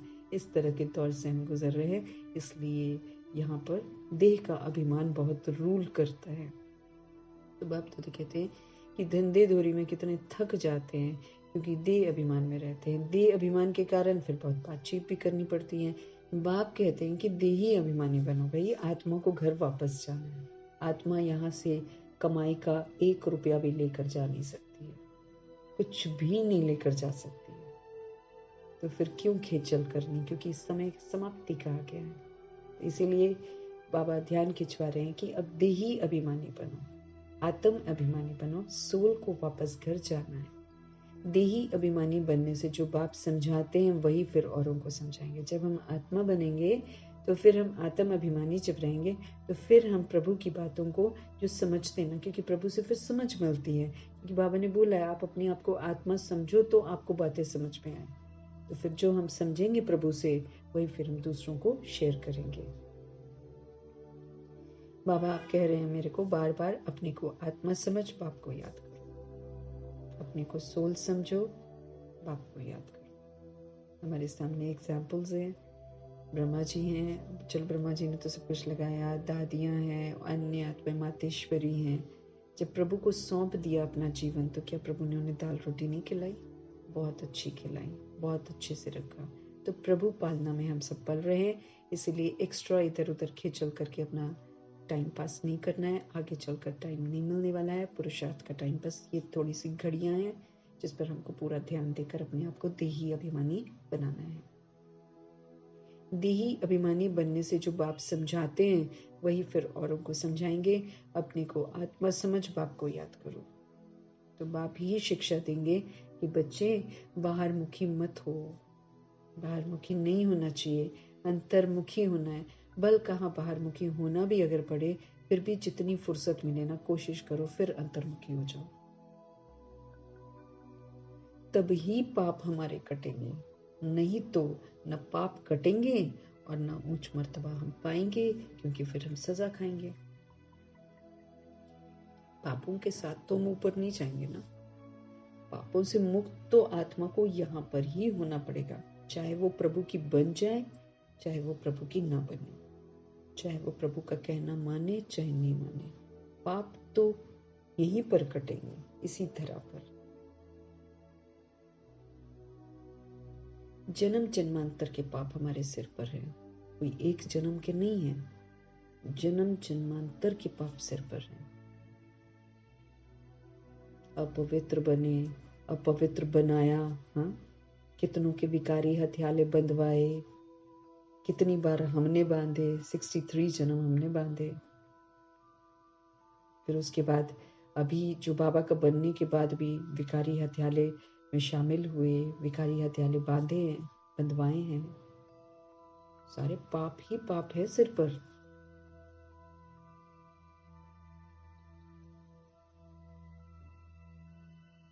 तो जन्म जन्मांतर के पाप सिर पर हैं। सबसे जास्ती पाप ब्राह्मणों के हैं क्योंकि हम आत्माएं शुरू में हैं, हमने ही गलतियां शुरू करी हैं, इसलिए सबसे ज्यादा पाप हमारे हैं। द्वापर युग से शुरुआत जो है वाम मार्ग की, विस्मृति की, हमसे शुरुआत हुई है। तो सबसे ज्यादा किसके पाप है? हम ब्राह्मणों के हैं। उनमें भी नंबरवार हैं। जो बहुत ऊंच बनते हैं वही बिल्कुल नीच भी बनते हैं, है ना। अगर हम देवता के नजरिए से देखें, तो देवता संपूर्ण पवित्र है। अगर देवता एक शरीर को देखते भी हैं द्वापर युग में, तो वो बहुत बड़ा गुनाह माना जाता है, जिसके कारण पूरी धरती हिल जाती है। आंख ही तो देखी ना, बैड काम तो कुछ नहीं किया था अभी तक। आंख देखकर बस एक संकल्प ही तो आया ना कि आंखें सुंदर हैं। यही तो किया ना, उसमें सोने चांदी के महल तोड़ दिए, है ना। सृष्टि ने सोने चांदी के महल ही तोड़ दिया। तो देवता जो है वो अगर आंख भी देखते हैं तो वो एक बहुत बड़ा गुनाह माना जाता है। इसलिए दादा लेखराज जब तक पहुंचे थे तब तक विकार इतने गंदे नहीं थे जितने गंदे आज हो गए हैं। लेकिन वही है कि देवकुल की आत्माएं एक दूसरे लेवल पर विकार में जाती हैं, लेकिन उसका प्रभाव कलयुग के लोगों पर इतना जबरदस्त होता है कि कलयुग के लोग तो बिल्कुल ही लज्जा से बाहर आ जाते हैं। इसलिए उनका तो थोड़ी सी भी हरकत देवकुल की आत्माओं की वो नीच मानी जाती है। इसलिए प्रभु समझ देते हैं कि जो बहुत ऊंच बनते हैं वही बिल्कुल नीच भी बनते हैं, क्योंकि सतो प्रधान के लेवल से वो थोड़ा भी विकार करना मतलब बहुत नीच काम है। जो प्रिंस बनते हैं उनको ही फिर बेगर भी बनना है। फिर इसीलिए बिल्कुल सब कुछ बुद्धि से छोड़ना है, बिल्कुल बेगर बनना है। ड्रामा को अच्छी रीति समझना है। जो पहले आए हैं वो पिछाड़ी में आएंगे। जो पहले पावन बनते हैं वही पहले पतित बनते हैं। बाप कहते हैं मैं भी आता ही हूँ इनके बहुत जन्मों के अंत में, सो भी जब वानप्रस्थ अवस्था है। दादा लेखराज, जब कृष्ण की आत्मा दादा लेखराज के रूप में अपनी वानप्रस्थ अवस्था में प्रवेश कर जाती है, शरीर का आयु जो दुनिया के अनुसार होता है ना 60 जब हो जाता है तो वानप्रस्थ अवस्था हो जाती है। ये वो अवस्था है जब बुद्धि का योग एक परमपिता परमात्मा से लगाना है। तो इनके बहुत जन्मों के अंत में, सो भी जब वानप्रस्थ अवस्था है, उस समय प्रभु इनको यूज करते हैं। इस समय छोटे बड़े, चलो वो तो उनकी वो थी ना, लेकिन प्रभु अभी समझ देते हैं चाहे कोई 1 साल के शरीर में हो आत्मा, चाहे कोई 90 के हो, सबकी अब वानप्रस्थ अवस्था है। क्योंकि दुनिया के अनुसार 60 शरीर हो जाता है तो फिर उसको वानप्रस्थ समझते हैं कि वाणी से परे जाकर प्रभु की याद में रहो। और प्रभु की नजरिए से वानप्रस्थ कौन है? वो तो शरीर को देखते ना, लेकिन यहाँ पर वानप्रस्थ कौन है? आत्मा है। वानप्रस्थ का मतलब है यहाँ पर वाणी से परे घर जाना, वहां पर हम बात नहीं करते ना। तो इसलिए प्रभु समझ देते हैं कि ड्रामा के हम उस मोड़ पर पहुंच गए हैं जहाँ कोई सोल जो है अगर 1 साल के शरीर में है तो भी उसकी वानप्रस्थ अवस्था है, उसको भी वाणी से परे जाना। इसलिए बाबा बोलते हैं न तो विकार में जाओ, न विकारी हथियाला, न विकारी वृद्धि करो, नहीं तो फिर भाई कल को रोएंगे। भी बाबा का कहना नहीं मानकर पहले तो गलत काम किया, भिखारी हथियाला बांधा, उसके बाद और एक गुनाह किया कि जाकर विकारी संतान पैदा करी, विकार से संतान पैदा करी। फिर वो आपने देह अभिमान में और देह के भान में वो काम किया ना, तो फिर देह के भान में किया तो फिर जब शरीर मरेंगे तो फिर रोएंगे देखकर, क्योंकि एक बार अगर जन्म ना दिया हो तो भाई डिटैच रहता है इंसान, लेकिन एक बार अगर प्रभु की अवज्ञा करके अगर देह भान में अगर हमारा बच्चा सोचकर अगर जन्म दिया तो फिर तो फंस गए ना। फिर तो लाख सोचेंगे कि वो आत्माएं समझ ही नहीं पाएंगे, वो बच्चा ही दिखाई देगा कि मेरा बच्चा है, मेरा बच्चा है। फिर जब विनाश में गड़बड़ होएगी, दुख संकट बढ़ने हैं, बीमारियां बढ़नी हैं, रोगी बच्चा अगर पैदा हो गया, बीमारियों वाला बच्चा अगर पैदा हो गया, तो रोते रहेंगे। भगवान की अवज्ञा महंगी पड़ती है। भगवान हम आत्माओं को जो भी कहते हैं हमारे अच्छे के लिए कहते हैं, फिर भी जब हम भगवान की नहीं सुनते हैं तो हम फिर बहुत पश्चाताप करते हैं। फिर तो बाबा सुनता ही नहीं है, सुनता ही नहीं है ना, फिर चिल्लाते रहो, चीखते रहो। साफ बता रहे भाई, इस समय छोटे बड़े, जिसको हम छोटा समझते हैं, सबकी वानप्रस्थ अवस्था है। सबको वाणी से परे जाना। किसको जाना? आत्मा को। शरीर यही खत्म हो जाएगा। अभी भी सीरियस नहीं होंगे, अभी भी गंभीरता से सारा पुरुषार्थ में दिमाग नहीं लगाएंगे, अभी भी ये ख्वाब देखेंगे कि इनको पढ़ाना है, इनको ये करना है, इनको वो करना है, भगवान से नहीं जोड़ रहे हैं, तो फिर अपने लिए भाई दुखों के सीन जो है वो तैयार कर रहे हैं। शरीर खत्म हो जाना है।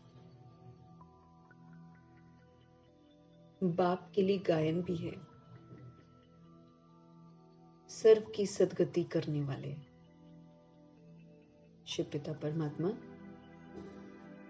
सभी की सदगति करते हैं। अभी हमको पढ़ाते हैं, हमको सुधारते हैं, हमको जीवन मुक्त अवस्था में कैसे जीना चाहिए वो सिखाते हैं। जब हम सीखते हैं तो हमारी सदगति होती है। अगर हम सचखंड में जाते हैं तो मेरी सदगति होगी, अगर उसके नीचे नीचे हैं तो फिर दुर्गति है। सदगति सचखंड का वर्षा।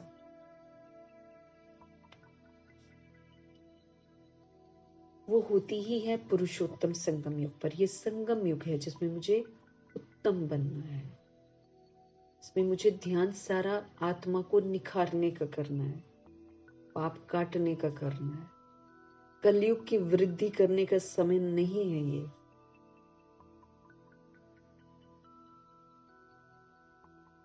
कलयुग की वृद्धि करने का समय नहीं है। एक भी चीज काम नहीं आएगी। इस समय आत्मा को पुरुषोत्तम बनने का समय मिला हुआ है, तो जितना हम विस्तार से डिटैच रहें उतना अच्छा है।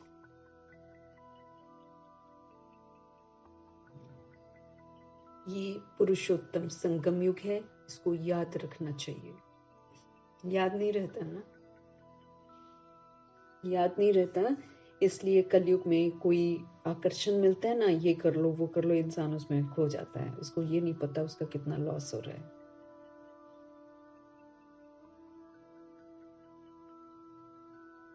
इसका तो एक एक पल बड़ा इंपॉर्टेंट है ना।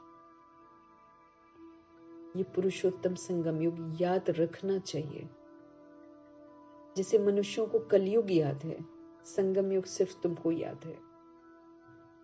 दुनिया तो कलयुग के पीछे है। कलयुग में इतना इकट्ठा कर ले, उतना इकट्ठा कर ले, उसको लूट ले, उसको लूट ले, यहाँ से जमा कर ले, वहां से जमा कर ले। ये सोच है इस समय, विकारी सोच है, ये लोभ है। इंसान फंसा हुआ है इसमें। तो मुझे क्या याद रखना है? ये पुरुषोत्तम संगम युग है। मुझ आत्मा पुरुष को इसमें उत्तम बनना है।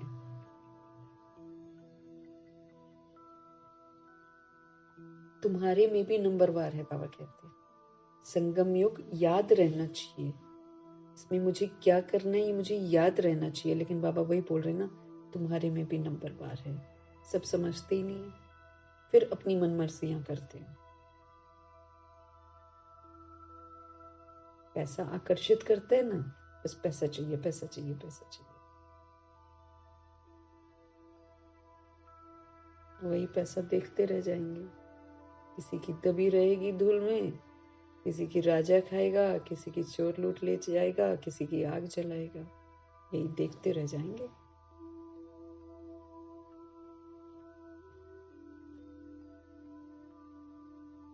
बाबा कह रहे हैं संगम युग याद रहना चाहिए, लेकिन तुम्हारे में भी नंबरवार है। बहुतों को तो अपना गोरख धंधा ही याद रहता है।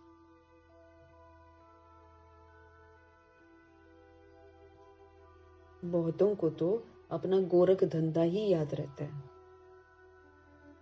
हम ये काम कर लें, हम ये काम कर लें, हम और पैसा कमा लें, ये जोड़ लें, वहां काम आएगा।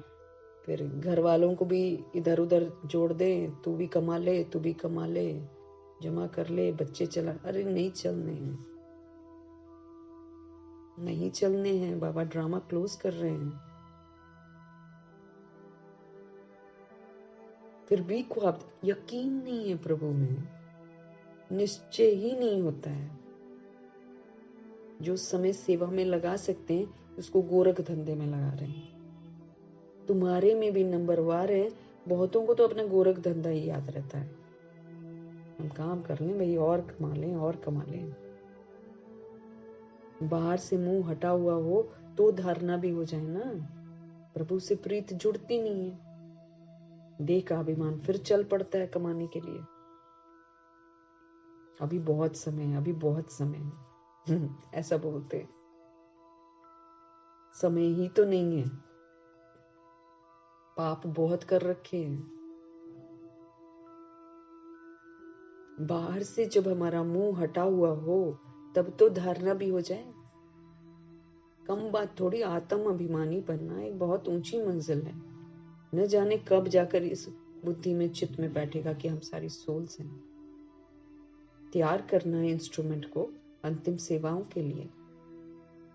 बहुत टाइम है, बहुत। कल भी बाबा ने बोला ना, कुछ लोग सोचते हैं अंत में कर लेंगे, अभी टाइम है, टाइम है। बाबा ने कैसे बोला, नहीं है टाइम, नहीं कर पाएंगे। दिन पर दिन शक्ति कम होती जाएगी। दिन पर दिन जो है प्रभु का जो कांटेक्ट है हमारे साथ, वो दूर दूर दूर होता चला जाएगा। वो कैच नहीं कर पाएंगे हम, उनकी जो पावर्स है ना, उनको हम कैच नहीं कर पाएंगे, हम कुछ नहीं कर पाएंगे।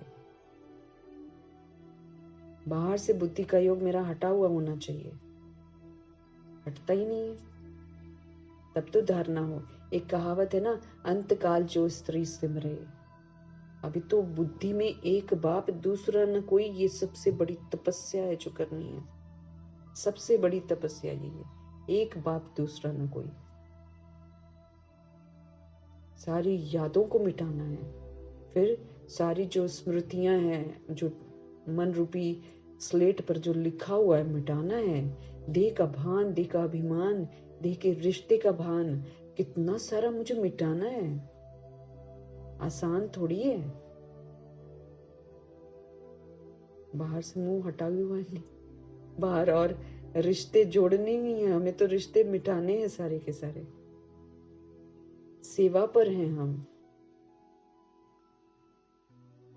सेवा करने वाले किसी के घर में जाकर नहीं बैठते हैं। कितना वक्त बर्बाद कर रहे हैं, नहीं समझ में आ रहा है। बाहर से मुंह हटा हुआ हो तो धारणा भी हो जाए। एक कहावत है ना, अंत काल जो स्त्री सिमरे। अंत में जो स्त्री अगर बुद्धि में आ गई तो बार बार वैश्य योनि में जन्म लेते हैं। मैंने ये कहावत है, गुरु ग्रंथ साहिब में भी लिखा हुआ है। तो जो बच्चे बच्चे याद करते हैं, उनके भी ढेर सारे बच्चे होते हैं, उनको सुख नहीं मिलता किसी से भी। जो गीत व श्लोक अच्छे अच्छे हैं, जिनका हमारे ज्ञान से कनेक्शन, वो रखनी चाहिए। इसका कनेक्शन है अंत काल में सिर्फ एक परमात्मा, दूसरा न कोई। उसके लिए फिर मुझे निरंतर अभी अभ्यास करना है। मुझे अपने चित्त से सारे रिश्ते मिटाने हैं। मुझे समझना है, ये भी सोल, ये भी सोल, ये भी सोल। बहुत मेहनत है, ब्रह्मा जी ने बहुत मेहनत करी है, टेंशन रखा है।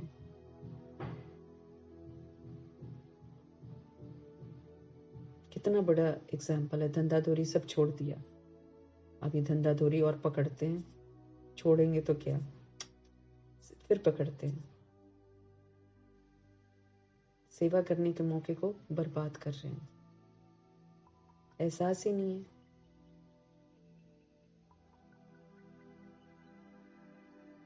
जैसे छी दुनिया से जाना ही होगा, दूसरा नैनहीन को राह दिखाओ। ये सब पुराने पुराने गीत है ना, वो पुराने पुराने श्लोक हैं, पुराने पुराने गीत हैं। प्रभु कहते हैं इनका ना कहीं रखना चाहिए, अच्छे अच्छे जो होते हैं ना, इनका हमारे ज्ञान से कनेक्शन वो रखने चाहिए। जैसे छी दुनिया से जाना ही होगा। दूसरा है नैनहीन को राह दिखाओ। नैन है लेकिन क्यों बोल रहे हैं नैनहीन को राह? क्योंकि समझ का नेत्र नहीं है। ऐसे करके बाबा कहे ऐसे ऐसे गीत जो हैं अपने पास रखने चाहिए। ब्रह्मा जी रखते थे।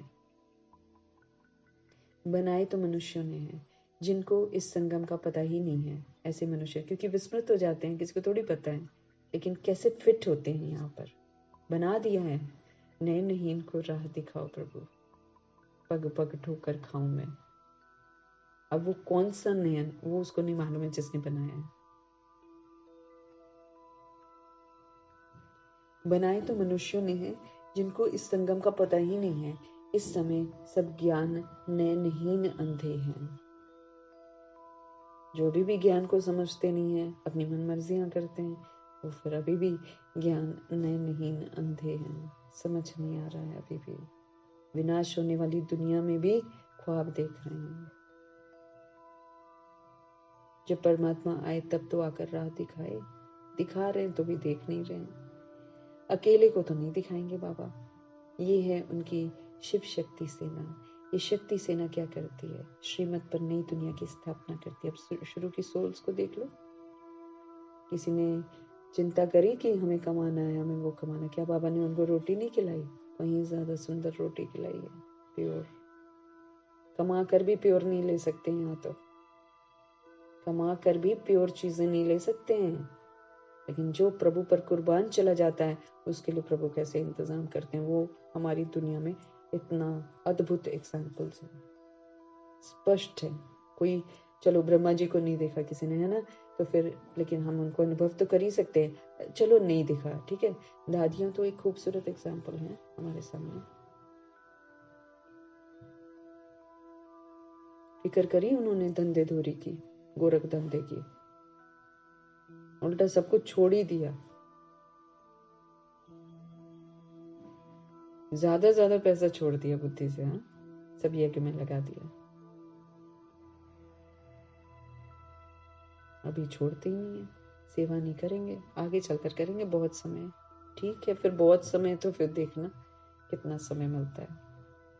बाबा सेवा नहीं लेगा, बाबा ने बोला हुआ। कई लोग बाबा कहते हैं एंड में आएंगे, ये कर रहे हैं, ये कर रहे हैं। बाबा स्वीकार ही नहीं करेंगे, बाबा ने बोला हुआ। एक भी रुपया भी स्वीकार नहीं करेंगे।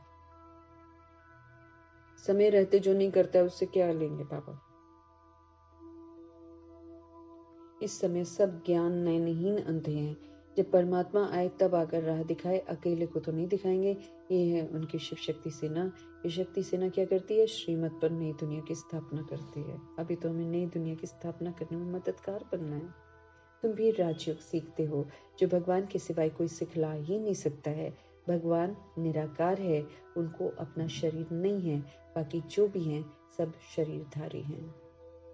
हमारे निराकार परमपिता परमात्मा शरीरधारी नहीं है। इसलिए अब मेरे को शरीरधारी को नहीं देखना है, शरीरधारी को रिस्पेक्ट नहीं देनी। माना उनको देख रहे हैं, वो मरा हुआ बंदा है, उसका स्टैचू भी रख लेंगे, उसका मूर्ति रख लेंगे। माना हद हो गई कि निराकार परमपिता परमात्मा को नहीं पहचानते हैं अभी।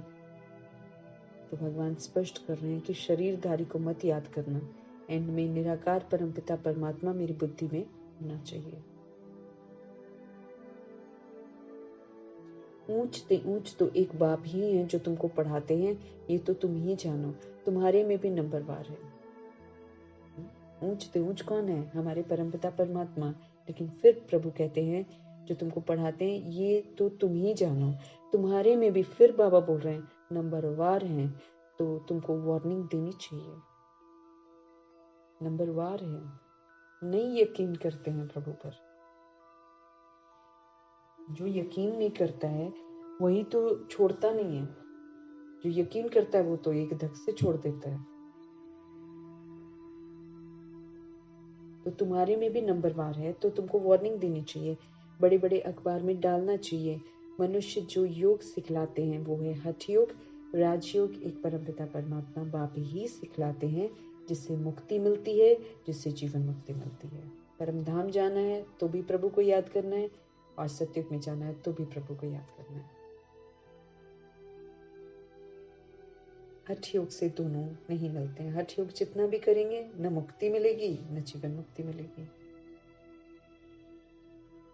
वो है हठ योग जो कि परंपरा से चला आता है, दुनिया में जो चलता है वो पुराना है। ये राजयोग तो सिर्फ संगम योग पर शिव पिता परमात्मा ही सिखलाते हैं। हम आत्माओं को फिर से गुलामी से बाहर निकालते हैं। हम आत्माओं को बोलते हैं शरीर रूपी राजधानी की आप राजा हो, फिर से अपनी सीट पर स्थित होने की समझ देते हैं। जब हम भृकुटी की सीट पर स्थित होते हैं तो हमारा कनेक्शन किससे लगता है? प्रभु से, क्योंकि जब स्थिति आत्मा की होती है तभी परमात्मा को याद कर सकते हैं, अदरवाइज नहीं कर सकते हैं। बॉडी समझकर हम परमात्मा को याद नहीं करते हैं, इस बात को हमें अच्छी तरीके से समझ लेना है। इसलिए कभी भी योग करें तो देह का भान न बैठे योग करने के लिए, देह का अभिमान न बैठे योग करने के लिए, आत्मा बैठे योग करने के लिए, आत्मा का भान। जब मैं आत्मा अपने भृकुटी की सीट पर विराजमान होंगी तब मुझे एहसास रहेगा कि मैं आत्मा मालिक हूँ। जब मैं इस मालिक वाली स्टेज में रहूंगी तभी मेरा परमपिता परमात्मा के साथ योग लगेगा, दैट इज कॉल्ड राजयोग। फिर प्रभु के साथ कनेक्ट रहकर मैं प्रभु की श्रीमत के प्रमाण अपनी कर्म इंद्रियों से, ये जो मेरी क्रिमिनल हो गई हैं, ये आंखें, ये कान, ये मुख मेरे क्रिमिनल बन गए हैं, इसमें दैहिक बना गया। फिर मन बुद्धि ये अलग आवारा हो गए। तो जब मैं राजा अपनी सीट पर विराजमान होती हूँ, जब प्रभु के साथ मेरा योग लग जाता है तो फिर कायदे से ये कर्म इंद्रियां चलती हैं। फिर मजाल है आंखें कुछ देख जाए, कान कुछ सुन जाए, मुख कुछ खा जाए या बोल जाए, मन इधर उधर भागे या फिर बुद्धि इधर उधर भागे, नहीं हो सकता। राजयोग, सेल्फ डिसिप्लिन। तो ये राजयोग सिर्फ संगम युग पर शिव पिता परमात्मा हम आत्माओं को सिखाते हैं। बाबा ने समझाया है कि जब भाषण करते हो तो टॉपिक्स निकालनी चाहिए, परंतु ऐसे करते नहीं है। श्रीमत पर चलने वाले बहुत थोड़े हैं। प्रभु की जो श्रीमत है उस पर चलने वाले बहुत थोड़े हैं। पहले भाषण लिखो फिर पक्का करो तो याद आएगा। तुमको ओरली भाषण करना है, तुमको पढ़कर तो सुनाना नहीं है। विचार सागर मंथन कर भाषण करने की ताकत उसमें रहेगी जो अपने को आत्मा समझकर फिर बोलते हैं। फिर तो प्रभु जी मदद करते हैं ना। देखो कितना कनेक्टेड है, अपने को आत्मा समझकर बोलते हैं, माना प्रभु से कनेक्ट हो गए। फिर प्रभु जी जो बोलना होगा वो बुलवाएंगे ही बुलवाएंगे। तुमको पढ़कर तो सुनाना नहीं है ना। ये तो मुरली हम पढ़ते हैं ना, लेकिन ऐसे जो लोग भाषण वगैरह करते होंगे कहीं, वो पढ़कर थोड़ी सुनाएंगे, है ना। प्रभु समझ दे रहे हैं कि तुमको तो पढ़कर सुनाना नहीं है, पढ़कर थोड़ी कोई चीज हम सुनाएंगे। विचार सागर मंथन कर भाषण करने की ताकत उसमें रहेगी जो अपने को आत्मा समझकर फिर बोलते हैं, वो तो फिर प्रभु से कनेक्ट हो जाते हैं। हम भाइयों को सुनाते हैं, जो आत्मा समझकर बोलते हैं ना, हम वो भाइयों को सुनाते हैं। जैसे दादियां हमेशा बोलती थी भाइयों और बहनों, हमेशा ऐसे बोलते थे।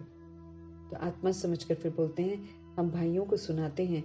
ऐसे समझने से ताकत रहेगी। जब बॉडी कॉन्शियस होते हैं ना, हम उसको सुना रहे हैं, उसको सुना रहे हैं, ये वो लोग हैं, ये VIPs हैं, वो है, वो तो फिर ताकत नहीं रहती है। जब एक सोल अपनी सोल की स्थिति में स्थित होकर बाकी की सोल्स को संबोधित करे तो उसमें ताकत रहती है। तो विचार सागर मंथन कर भाषण करने की ताकत उसमें रहेगी जो अपने को आत्मा समझकर फिर बोलते हैं। हम भाइयों को सुनाते हैं, ऐसे समझने से ताकत रहेगी। ये बहुत ऊंची मंजिल है ना। पान का बीड़ा उठाना मासी का घर नहीं है। जो प्रभु जी कहते हैं वो करना कोई मासी का घर नहीं, बड़ी गंभीरता से इसका पुरुषार्थ चाहिए। जितना तुम रुस्तम बनेंगे उतना माया का वार होगा। जितना हम सोचेंगे ना हम प्रभु की राहों पर चलेंगे, वही माया का पार तो होगा। लेकिन उसमें हारना थोड़ी है, सशक्त बनना है, माया को जीतना ही तो है। मना माया के प्रभाव में नहीं आना, बस प्रभाव में आकर फिर हम रिएक्ट कर जाते हैं, रिजेक्ट कर जाते हैं। जब प्रभाव में नहीं आएंगे तो माया का वार ही नहीं होगा। प्रभु पहले ही समझ देते हैं, जितना तुम रुस्तम बनेंगे उतना माया का वार होगा। अंगद व महावीर भी रुस्तम था ना, एग्जाम्पल है, वैसा है नहीं, लेकिन ब्रह्मा जी के लिए बोलेंगे अंगद, ब्रह्मा जी के लिए बोलेंगे महावीर, फिर जो फॉलो करते हैं वो भी अंगद और महावीर, जो हिलते नहीं हैं। तो अंगद व महावीर भी रुस्तम था। तब कहा रावण भी हमको हिलाकर दिखाए। तो रावण रूपी विकार तो अब हम समझते हैं, वो तो हम आत्माओं की बुद्धि में समा गया है। और फिर हमारे ही अंदर कमी कमजोरियां जब पनपती हैं, तो सोल जब महावीर बनकर, है ना, रुस्तम बनकर उसका सामना करती है, उसको यूज नहीं करती है, तो फिर महावीर का टाइटल प्राप्त करती है, जिसमें ब्रह्मा जी सबसे नंबर 1 में है।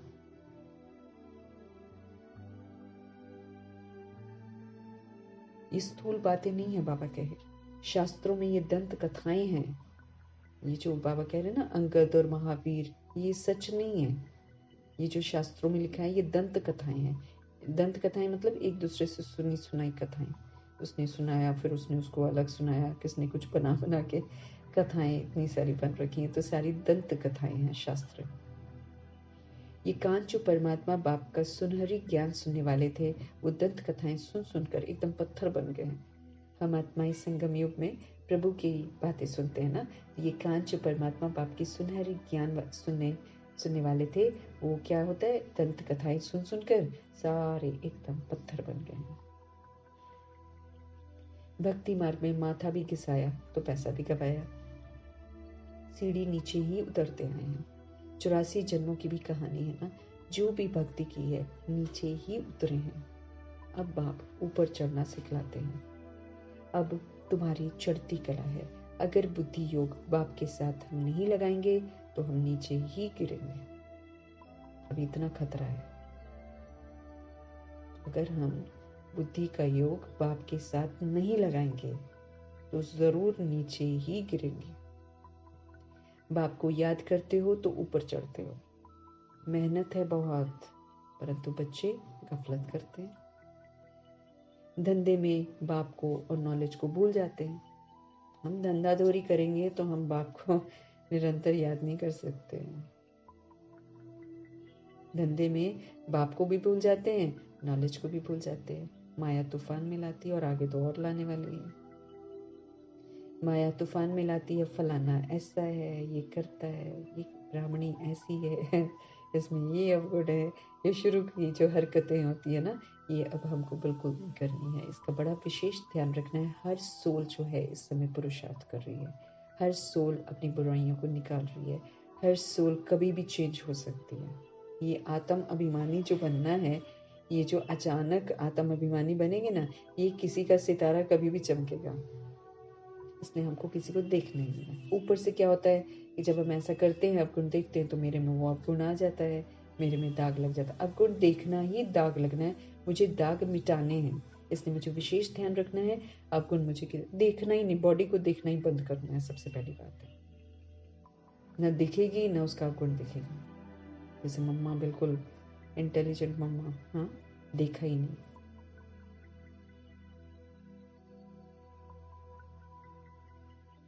माया तूफान में लाती है, फलाना ऐसा है, ये करता है, ये ब्राह्मणी ऐसी है, इसमें ये अवगुण है, अरे इसमें तुम्हारा क्या जाता है, बाबा कह रहे, इसमें तुम्हारा क्या जाता है। सिर्फ गुण संपन्न तो कोई बना नहीं है, बन रहे हैं तभी शरीर में मौजूद है सबके सब, और फिर दूसरे की अवगुण देखकर फिर वो मेरे अंदर आ जाएंगे। सिर्फ गुण संपन्न तो कोई बना नहीं है, कोई का अवगुण न देख गुण ग्रहण करना है। अब हमको भगवान कहते हैं कि तुम लोगों को आदत पड़ गई है दूसरों का करेक्शन करने की, तुम लोगों को आदत पड़ गई है अवगुण देखनी। अब प्रभु हमको रोज रोज ये सिखाते हैं, गुण देखो, गुण देखो, गुण देखो। गुण किस में दिखाई देंगे, आत्मा में दिखाई देंगे, इसलिए वो हमको कहते हैं आत्मा को देखो, आत्मा से बात करो, आत्मा समझो। अपने को भी आत्मा को देखेगी तो याद रहेगा कि मैं भी सतगुणी हूँ, वो भी सतगुणी है। ओरिजिनलिटी तो वही है ना, वो खत्म नहीं होती, वो मर्ज हो जाती है। ऊपर से मैंने ले लिया ना, ये वो जो गंदा गंदा जो है वो मैंने ऊपर से धारण किया, तो जो ऊपर से धारण किया वो मेरा थोड़ी हो जाएगा, वो मेरा नहीं होएगा, उसको तो निकाला जाएगा क्योंकि वो मेरा नहीं है, वो मेरे साथ ऊपर नहीं जाएगा, इसलिए उसको निकाला जाएगा। तो जो चीज़ मेरी नहीं है फिर उसके बारे में मुझे चिंतन क्यों करना है? मुझे आत्मा को देखना है, सतोगुणी आत्मा है, सारी सोल्स जितनी दुनिया में मौजूद है तो सारी सतोगुणी आत्मा है। इतना ना हमको दृष्टि को प्योर करना है कि प्रभु ने ये बोला हुआ है, अव्यक्त महावाक्य है, परीक्षा मेरी प्योरिटी की होएगी। बाबा कहे तुम्हें अजामिल जैसा एकदम गिरी हुई आत्मा सामने होएगी, लेकिन दृष्टि तुम्हारी उसके प्रति बिल्कुल वैसी होनी चाहिए जैसे जब आप दादियों को देखते हो या ब्रह्मा बाबा को देखते हो या मातेश्वरी को देखते हो, वो जो दृष्टि होती है ना एक अच्छी वाली की ये अच्छे हैं टाइप की, वही दृष्टि उसके प्रति भी होनी चाहिए जो एकदम पाप कर रहा होगा, घिनौना पाप कर रहा होगा। इतना हमको प्योर बनना है, इतना प्योर बनना है कि दूसरे की दैहिक बुराई मुझे दिखाई ही न दे, वो सतुगुणी आत्मा ही मुझे दिखाई दे, क्योंकि उसी से मैं उस सोल को सहयोग दूंगी। इतना हमको अभ्यास करना है। हमारा तो पुरुषार्थ ही बड़ा गहरा गहरा है, इजी नहीं है। सच में बाबा जो बोलते हैं ना, सहज नहीं है, इसमें बहुत अटेंशन चाहिए। इसके लिए बहुत जरूरी है बाह्य मुक्ता से बिल्कुल हटके अंतर्मुखी बनना।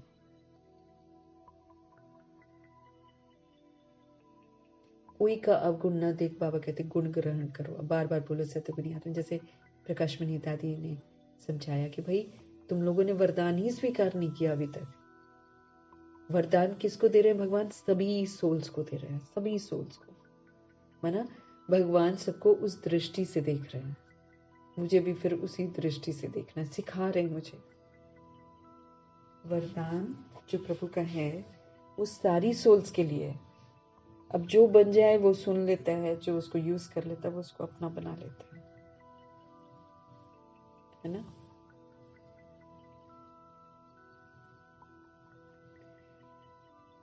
तो बाबा क्या समझ दे रहे हैं कि भाई कोई का अवगुण न देखकर अवगुण ग्रहण करना। सब सतोगुणी आत्मा है, सब सतोगुणी आत्मा है। अवगुण देखो तो मुंह मोड़ लो, अगर अवगुण दिखाई भी दे जाए फटाफट फटाफट हटा लो, मुंह मोड़ लो। किसी को नहीं बोलना कुछ भी। मुरली वो तो मिलती है, वो सुनते रहो, धारण करते रहो। जो जो बाबा बोले जा रहे हैं फटाफट करते जाओ। यही तरीका है बचने का, और कोई तरीका नहीं है। बुद्धि से समझना है, ये बाबा की बात बिल्कुल ठीक है, बिल्कुल 100% करेक्ट है। जो बाबा बोलते हैं 100% करेक्ट है। जो बात ठीक न लगे छोड़ देनी चाहिए। है कोई ऐसी बात जो बाबा की ठीक नहीं है? सभी ठीक है। पढ़ाई से कभी रूठना नहीं चाहिए। ब्राह्मणी से, पढ़ाई से रूठना, गोया बाप से रूठना। पढ़ते तो रहो ना। पढ़ाई भगवान ने थोड़ी किसी का कुछ बिगाड़ा है। ऐसे बहुत बच्चे हैं जो फिर सेंटर पर नहीं आते अगर पढ़ाई से रूठ जाते हैं ना। जैसे कुछ हो जाता है, दीदियों के साथ कुछ हो जाता है तो फिर वो सेंटर पर नहीं आते हैं। भल कोई कैसा भी है, तुम्हारा काम मुरली से है ना। अब सेंटर में संस्कारों के टकराव तो होंगे क्योंकि सेंटर में त्रेता युगी आत्मा भी आती है और सत्युग की आत्मा भी आती है। सेंटर में प्रजा भी आ रही है, दास दासी भी आ रही है, साहूकार भी आ रहे हैं, सब आ रहे हैं, सब आ रहे हैं। मीठे परमात्मा समझ देते हैं। भल कोई कैसा भी है, तुम्हारा काम मुरली से है ना। मुरली जो सुनाए उनमें से अच्छी अच्छी पॉइंट्स धारण करनी है। किसी से बात करने में मजा नहीं आता तो शांत करके मुरली सुनकर चले जाना चाहिए। हमें दोस्ती थोड़ी करनी है, हमें फेमिलियरिटी थोड़ी करनी है। मुरली सुनी, घर वापस। रूठना नहीं चाहिए, बाबा कहते हैं। पढ़ाई से रूठना नहीं चाहिए, कि रूठना नहीं चाहिए कि हम यहां नहीं आएंगे। नंबरवार तो हैं। बाबा कहे ये भी अच्छा है, जो सुबह को तुम याद में बैठते हो, बाबा आकर सर्च लाइट देते हैं, रास्ता दिखाते हैं। बाबा अनुभव सुनाते हैं। जब बैठते हैं तो जो अनन्य है ना, वो बच्चे पहले याद आते हैं ना। जो औरों से हट कर बच्चे हैं ना, अनन्य बच्चे कहलाते हैं, जो श्रीमत पर चलते हैं। भल विलायत में है, कलकत्ते में है, तो पहले अनन्य को याद कर सर्च लाइट देते हैं। बच्चे तो भल यहाँ भी बैठे हैं, परंतु बाबा याद उनको करते हैं जो सर्विस करते हैं। जैसे अच्छे बच्चे शरीर छोड़ जाते हैं तो उनकी आत्मा को भी याद करते हैं, बहुत सर्विस करके गए, तो जरूर यहाँ ही नजदीक कोई घर में होंगे, तो उनको भी बाबा याद कर सर्च लाइट देते हैं। है तो सब बाबा के बच्चे,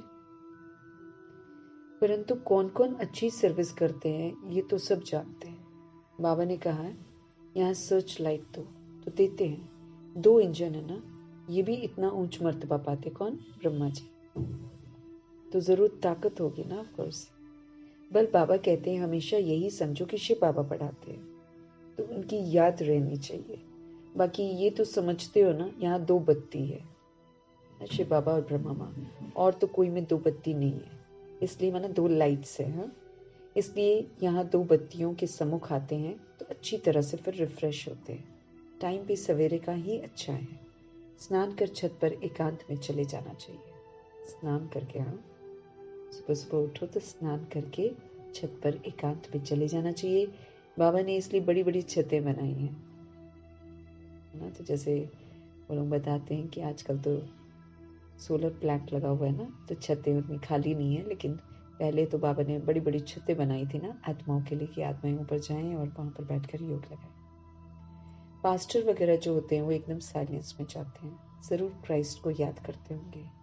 गॉड को तो वो लोग जानते नहीं है, क्राइस्ट क्राइस्ट करते रहते हैं। अगर गॉड को याद करते होंगे तो शिवलिंग की बुद्धि में आता होगा। अपनी मस्ती में जाते हैं, तो उनसे ये गुण उठाना चाहिए, वो शोर नहीं मचाते हैं। पास्टर्स शोर नहीं मचाते हैं। दत्तात्रेय के लिए भी कहते हैं कि वो सबसे गुण उठाते थे। ऐसी कोई कहानी है इनके बारे में कि ये भी सभी से गुण उठाते थे, तो दत्तात्रेय बनो, ऐसे बोलते। तुम बच्चे भी नंबरवार दत्तात्रेय। अभी हम सीखते हैं ना प्रभु से, पहले हमको तहजीब नहीं थी, पहले हम करेक्शन करने वाले थे। अभी हम प्रभु से सीखते हैं कि कैसे सबसे गुण उठाने हैं। तुम बच्चे भी नंबरवार दत्तात्रेय। यहाँ एकांत बहुत अच्छा है, जितना चाहो कमाई कर सकते हो, बाहर तो गोरख धंधा याद पड़ेगा। 4 बजे का टाइम भी बहुत अच्छा है, बाहर कहाँ जाने की जरूरत नहीं है, घर में बैठे हो, पहरा भी है। यज्ञ में पहरा भी रखना पड़ता है, यज्ञ के हर वस्तु की संभाल रखनी पड़ती है, क्योंकि यज्ञ की एक एक चीज जो है वो बड़ी वैल्यूएबल है, इसलिए सेफ्टी फर्स्ट है। यहाँ कोई आएंगे नहीं, समझते हैं यहाँ जेवर आदि तो कुछ है नहीं, है ना, ज्वेलरी वगैरह तो है नहीं, ये मंदिर भी नहीं है। आजकल चोरी सब जगह होती है, मंदिरों में भी होती है। विलायत में भी पुरानी चीजें चोरी करके ले जाते हैं। जमाना बहुत डर्टी है, काम महाशत्रु है, वो सब कुछ भुला देता है। जब काम विकार में जाते हैं ना, सारी समझ खत्म हो जाती। तो तुम्हारा सवेरे एक क्लास होता है एवर हेल्दी बनने का, योग से हम एवर हेल्दी बनते हैं। और फिर मुरली होती है, ये एवर वेल्थी बनने की क्लास है, इससे हम धनवान बनते हैं। बाप को याद भी करना है तो विचार सागर मंथन भी करना है। बाप को याद करेंगे तो वर्षा भी याद आएगा। ये युक्ति बहुत सहज है। जैसे बाप बीज रूप है, झाड़ के आदि मध्य अंत को प्रभु जानते हैं। तुम्हारा भी धंधा ये है, बीज को याद करने से हम पवित्र बनेंगे। जितना हम पवित्रता के सागर परमपिता परमात्मा की याद में रहेंगे, उतना हम पवित्र बनते जाएंगे। चक्र को याद करेंगे तो फिर हम वो सर्वगुण संपन्न बनेंगे, 16 कला संपूर्ण बनेंगे, मर्यादा पुरुषोत्तम बनेंगे, है ना, संपूर्ण निर्विकारी बनेंगे। संपूर्ण नहीं तो क्या बन जाते, फिर चक्रवर्ती राजा बनते हैं, अर्थात धन मिलेगा। राजा विक्रम और राजा विक्रमाजीत 2 संपत मिक्स कर दिए हैं। रावण आया तो विक्रम संपत शुरू हुआ, उसको विक्रम संपत कहते हैं, मतलब पाप कर्म शुरू हो गए, डेट बदल गई। वो चलता है 1 से लेकर 2500 वर्ष, फिर चलता है 2500 वर्ष से 5000 वर्ष तक। हिंदुओं को तो अपने धर्म का कुछ पता नहीं है। ये एक ही धर्म है जो असली अपने धर्म को भूल अधर्मी बने हैं। कौन से? हिंदू। आदि सनातन देवी देवता धर्म है, उसको भूल गए जो अपना असली धर्म है, और फिर क्या बन गए? अधर्मी बन गए। धर्म स्थापक को भी भूल गए कि प्रभु आकर आदि सनातन देवी देवता धर्म स्थापन करते हैं, वो भूल जाते हैं। तुम समझा सकते हो कि आर्य समाज कब शुरू हुआ? आर्य मतलब सुधरे हुए, सतयुग में थे। अन आर्य जो है वो अभी है, कलयुग में। अब बाप आकर तुमको सुधारते हैं। हम सब बिगड़ जाते हैं, अभी प्रभु हमको सुधार रहे हैं। तुम्हारी बुद्धि में सारा चक्र है। जो अच्छे पुरुषार्थी हैं वो खुद भी जानते हैं, औरों को भी पुरुषार्थ कराते हैं। बाप है गरीब निवास, गांव वालों को संदेश देना है। 6 चित्र काफी है। 84 के चक्र का चित्र बहुत अच्छा है, इस पर अच्छी तरह समझा सकते हैं, परंतु माया इतनी स्ट्रॉन्ग है जो सब कुछ भुला देती है। माया सब कुछ भुला दे, 1 सेकंड में पूरा विस्मृत करके एकदम अनुभव कराएगी कि ये विकार अच्छे होते हैं, इसको कर लेना चाहिए, गुस्सा भी कर लेना चाहिए। वो माया पूरा शक्तिशाली है, सब कुछ भुला देती है। यहाँ तो दोनों लाइट इकट्ठी है, प्रजापिता ब्रह्मा और शिव बाबा, एक बाप की और एक ब्रह्मा जी की भी, दोनों जबरदस्त है। परंतु ये कहते हैं तुम एक ही जबरदस्त लाइट को पकड़ो, शिव पिता परमात्मा को पकड़ना है। सब बच्चे यहाँ भागते हैं, समझते हैं डबल लाइट है। बाप समुख सुनाते हैं, गायन है तुम ही से सुनो, तुम ही से बोलो, परंतु ऐसे नहीं कि यहाँ बैठ जाना है। 8 रोज काफी है। अगर बिठा दे तो फिर तो सारे के सारे जाकर बैठ जाएं, उससे तो कोई फायदा नहीं है ना, बैठने से क्या फायदा है। ड्रामा अनुसार सब कुछ चलता रहता है, परंतु तुमको आंतरिक खुशी बहुत होनी चाहिए। वो खुशी उन्हें होती है जो आप समान बनाते हैं, मतलब भगवान के समान बनाते हैं। प्रजा बनावे तब राजा बने, पासपोर्ट भी चाहिए। बाबा से कोई पूछे तो बाबा फट से कहते अपने को देखो, मेरे में क्या अवगुण है, अपने में देखना है। दिखाई देता है ना, जब हमको समझ मिलती है तो एकदम आराम से हमें अपने अवगुण दिखाई देते हैं। स्तुति निंदा सब सहन करना पड़ता है ताकि हम इन चीजों से बाहर आए, नहीं तो हम प्रभाव में आ जाते हैं। हम स्तुति के प्रभाव में आ जाते हैं, हम निंदा के प्रभाव में आ जाते हैं, तो माना आत्मा कमजोर बन गई है। अब दोनों ही चीजें मेरी जिंदगी में होंगी, कोई स्तुति करेगा कोई निंदा करेगा, लेकिन मुझे न स्तुति से प्रभाव आना चाहिए और न निंदा से। तो मैं क्या होगी? शक्तिशाली आत्मा, प्रभाव मुक्त आत्मा, सतोगुणी आत्मा, ऊपर की स्थिति हो गई हमारी। ये इसलिए आता है ना, जो भी कुछ होता है, स्तुति होती है, निंदा होती है, मान मिलता है, अपमान मिलता है, सब कल्याणकारी है। वो एक्चुअली हमको अभ्यास करा रहा है कि आत्मा अपनी शक्तिशाली स्थिति में स्थित रहे। जो भी प्रभु विशेषताएं बतलाते हैं वो आत्मा को सशक्त बनाती हैं।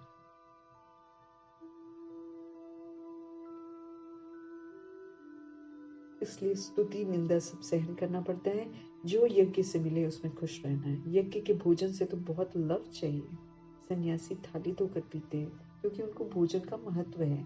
समय ऐसा आना है जो अनाज भी ना मिले, तो सब कुछ सहन करना पड़ता है, तब तो पास हो सके। पेपर होना है, हमारा पेपर होना है, तो इसलिए हमको इतना सशक्त बनना है। मिल गया तो ठीक है, नहीं मिला तो ठीक है। अचल अडोल अवस्था, प्रभु की याद बनी रहे। ये सोच न चल पड़े कि अरे ये चाहिए, खाने का इतना मन कर रहा है, ये फेल हो जाए क्या। योगी आत्मा योग में रहेगी ना, उसको भूख भी नहीं सताएगी, उसको प्यास भी नहीं सताएगी। भगवान लायक बना रहे हैं हम आत्मा को। तैयार हो जाओ, तैयार हो जाओ, तैयार हो जाओ, क्योंकि उनको मालूम है ऐसे पेपर होने हैं। अभाव हो जाएगा, अनाज का नहीं मिलेगा, तो सहन करना पड़ता है। समय ऐसा आना है जो अनाज भी न मिले, है ना, क्योंकि आपदाएं आएंगी, कुछ होएगा, क्या कर लेंगे। अच्छा, मीठे मीठे सिकिलते बच्चों प्रति माता पिता बाप दादा का याद प्यार और गुड मॉर्निंग। रूहानी बाप की रूहानी बच्चों को नमस्ते। हम रूहानी बच्चों की भी रूहानी बाप को दिल से, प्यार से, मोहब्बत से, स्नेह से प्यार भरी नमस्ते और तहे दिल से एक एक शिक्षा के लिए, एक एक समझाने के लिए, उनके रूहानी प्यार के लिए, जो हम आत्माओं के प्रति शुभ भावना है, शुभकामना है, उसके लिए, सब चीज़ों के लिए तहे दिल से धन्यवाद। और यही शुभ संकल्प कि जो प्रभु कहते हैं वो मुरली रूपी ताज पहनकर सारा दिन हम पाठ बजाएं, प्रभु की याद में सदा रहें। धारणा के लिए मुख्य सार है, किसी में भी कोई अवगुण दिखाई दे, मुंह मोड़ लो। पढ़ाई से कभी रूठना नहीं है। दत्तात्रेय मिसल सबसे गुण उठाने हैं। बाहर से बुद्धि निकाल कर अब अंतर्मुखी रहने का अभ्यास करना है। धंधे धूरी में रहते देही अभिमानी होकर रहना है। बहुत बातचीत में नहीं आना है हमको, ज्यादा बातचीत नहीं करनी है। इधर उधर जैसे खड़े होकर बातचीत करते ना, हमको नहीं करनी है। सतगुरु परमपिता परमात्मा का वरदान। ईश्वरीय सेवा के बंधन में बंध जाओ। ईश्वरीय सेवा के बंधन द्वारा समीप संबंध में आने वाले रॉयल फैमिली के अधिकारी भव। ईश्वरीय सेवा के बंधन में बंध जाओ। ईश्वरीय सेवा कैसी है? बाबा मेन सेवा तो हमको यही बोलते ना, सतोगुणी स्थिति में स्थित हो जाओ, विदेही स्थिति में स्थित हो जाओ, है ना, ऐसा कर्मातीत स्थिति में स्थित हो जाओ। अवस्था बनाओ ऐसी वाली, शांत अवस्था, सुखी अवस्था, प्रेम स्वरूप अवस्था, ऐसी अवस्था बनाओ। तो ये ईश्वरीय सेवा है। इसके बंधन के द्वारा जब हम इसके बंधन में बंध जाते हैं और सेवा पर रहते हैं तो हम समीप संबंध में आते हैं, रॉयल फैमिली के अधिकार को प्राप्त करते हैं। ईश्वरीय सेवा का बंधन नजदीक संबंध में लाने वाला है। जितनी जो सेवा करता है उतना सेवा का फल समीप संबंध में आता है। सेवा का फल क्या मिलता है? हम समीप रिलेशन में आते हैं। यहाँ के सेवाधारी जो होते हैं वो वहाँ की रॉयल फैमिली के अधिकारी होते हैं। यहाँ के सेवाधारी वहाँ की रॉयल फैमिली के अधिकारी बनेंगे। ध्यान हमको रखना है, यहाँ के सेवाधारी मतलब स्व परिवर्तन की, जो स्व परिवर्तन से सबसे अच्छी सेवा होती है ना, तो इसलिए ध्यान रखना है ना, बांधेलियां जो हैं वो दिल शिकस्त ना हो जाएं कि हमको तो बाहर की सेवा नहीं मिलती है ना। सबसे अच्छी स्व परिवर्तन की सेवा है, स्व की स्थिति को शक्तिशाली बनाने की सेवा है, क्योंकि उससे फिर हम वायुमंडल की मदद करते हैं, उससे हम प्रकृति को सतो प्रधान बनाते हैं, उससे हम 5 तत्वों को सतो प्रधान बनाने का सहयोग देते हैं, उससे हम सोल्स को जागृत करते हैं। मेन वो है। बाकी बोल कर कहीं पर हम सेवा करते हैं उससे कुछ नहीं है, वो तो चलो करना है, वो तो बाबा करा रहे हैं, लेकिन ऐसा कभी ईश्वरीय सेवा का बंधन ही है स्व परिवर्तन करना। वो उस बंधन में बंध जाना है, सदा शांत, सदा पवित्र, सदा संतुष्ट, सदा स्थिर, सदा अचल, सदा हर्षित। ये है सेवा, ये ईश्वरीय सेवा का बंधन है। माना उनकी शिक्षाओं को अमल में लाना। बाबा कहे जितनी जो सेवा करता है उतना सेवा का फल, वो क्लोज रिलेशन में जो सोल्स आती हैं वो तो स्व परिवर्तन करके आती हैं। जनक दादी भी तो यही बोलती है ना, सेवा मतलब क्या? अपने ऊपर 100% अटेंशन, दिस इज सेवा। वो हम कहीं भी रहकर करते हैं, वो है ईश्वरी। वो जो 100% स्व पर अटेंशन करने की, रखने की जो सेवा है ना, वो हमको समीप संबंध में लाती है। यहाँ के जो सेवादारी हैं वहाँ की रॉयल फैमिली के अधिकारी बनते हैं। जितनी यहाँ हार्ट सेवा करते हैं उतना वहाँ आराम से सिंहासन पर बैठेंगे और यहाँ जो आराम करते हैं वो फिर वहाँ पर काम करेंगे। एक एक सेकंड का, एक एक काम का हिसाब किताब बाप के पास है। हम क्या कर रहे हैं प्रभु के पास, एक एक सेकंड का इमेजिन, एक एक सेकंड का, एक एक काम का हिसाब किताब बाप के पास है। हमारा सेकंड वेस्ट नहीं क्यों है एक एक सेकंड का? क्योंकि प्रभु ने ये जो समय है ये खजाने के रूप में दिया हुआ है।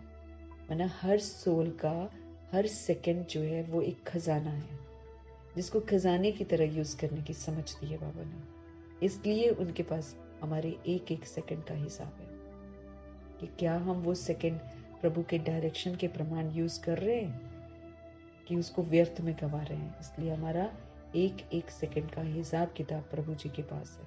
तो अपना बहुत अटेंशन देना है हमें, 100% जो अटेंशन है वो अपने पर देना है। हमारा सेकंड है ना, हर सेकंड हमारा श्वास, हमारा संकल्प, हमारा बोल, हमारा कर्म है ना, तन मन धन, ये सारा खजाने हैं जिसको बाबा ने मौका दिया है कि इसको सफल करो।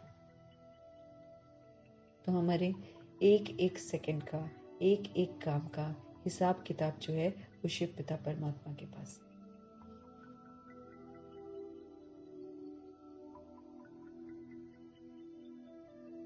तो हार्ट सेवा क्या होता है? स्व स्थिति में स्थित होना, आत्म अभिमानी बनना, परमात्म अभिमानी बनना, यही तो है हार्ट सेवा। ये प्रैक्टिकल में करना, बाकी तो बाबा करा रहे हैं। वो संदेश देना, 7 दिन का कोर्स कराना, वो तो बाबा करा रहे हैं। हम कौन सी सेवा कर रहे हैं? हमको हार्ट सेवा कौन सी है? आत्म अभिमानी बनना, परमात्म अभिमानी बनना, स्व परिवर्तन करना, स्व चिंतन करना, प्रभु चिंतन करना, माया जीत बनना, विघ्न विनाशक बनना, विश्व कल्याणकारी बनना, ये है सेवा। तो जितना यहाँ पर हार्ट सेवा करते हैं उतना फिर वहाँ आराम से सिंहासन पर बैठते हैं। और यहाँ गुणों को यूज करना, सबको सहयोग देना, गुणों का, शक्तियों का।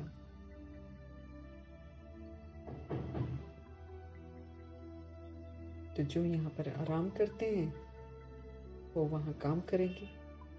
एक एक सेकंड का हमारा, एक एक काम का हिसाब किताब बाप के पास भाई ध्यान देना है ना।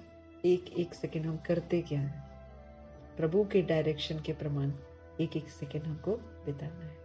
क्योंकि 2500 वर्ष की राजधानी में जाने का ख्वाब देखते हैं, तो 2500 वर्ष की राजधानी जाने का ख्वाब अगर पूरा करना है तो फिर हर सेकंड सफल होना चाहिए बाबा के अनुसार।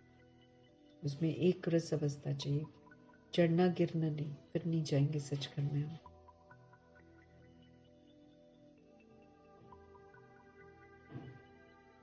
स्लोगन,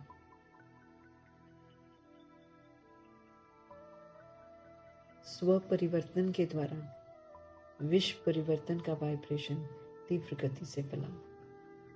मेरे में चेंजेस आएंगे तो मेरे चेंज का जो वाइब्रेशन है वो फैलेगा, जो विश्व को चेंज करेगा। बहुत बड़ी जिम्मेवारी है ये हमारी। आत्म अभिमानी बनेंगे तो आत्म अभिमानी के वाइब्रेशंस फैलेंगे। जितना हम आत्मा समझ कर चलेंगे उतना हम सहयोग दे रहे हैं भगवान के कार्य में। तो भगवान कह रहे हैं स्व परिवर्तन के द्वारा, स्वयं को आत्मा समझकर स्व परिवर्तन के द्वारा विश्व परिवर्तन का वाइब्रेशन तीव्र गति से फैलाओ। जितना हम जो है स्व परिवर्तन करेंगे उतना इसकी जो खुशबू है वो विश्व को परिवर्तन ऑटोमेटिकली करेगी। मुझे जाकर सिखाना नहीं पड़ेगा, बाबा कहते हैं अपना परिवर्तन कर लो।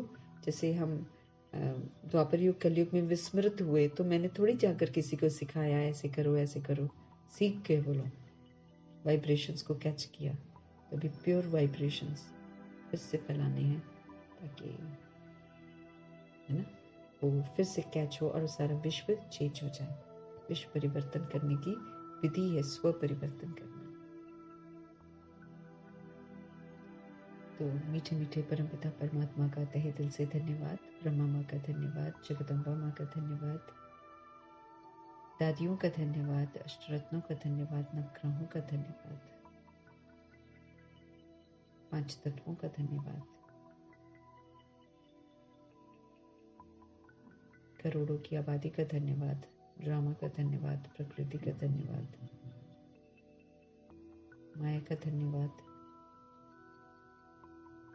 यमदूत का धन्यवाद, साथ में रहने वाली सोल्स का धन्यवाद, अन्य बहुत सारी सोल्स है जो हमारे मददगार बनती हैं, उन तमाम आत्माओं का धन्यवाद। किसी का ऋण न रह जाए, क्योंकि हम किसी की कीमत ना अदा नहीं करते हैं। जो सोल्स, कई सोल्स हमारे लिए काम करती हैं ना, हम उनकी कीमत अदा नहीं करते हैं, कर नहीं सकते हैं, तो दुआएं दे सकते हैं, शुभ भावना शुभकामना रख सकते हैं।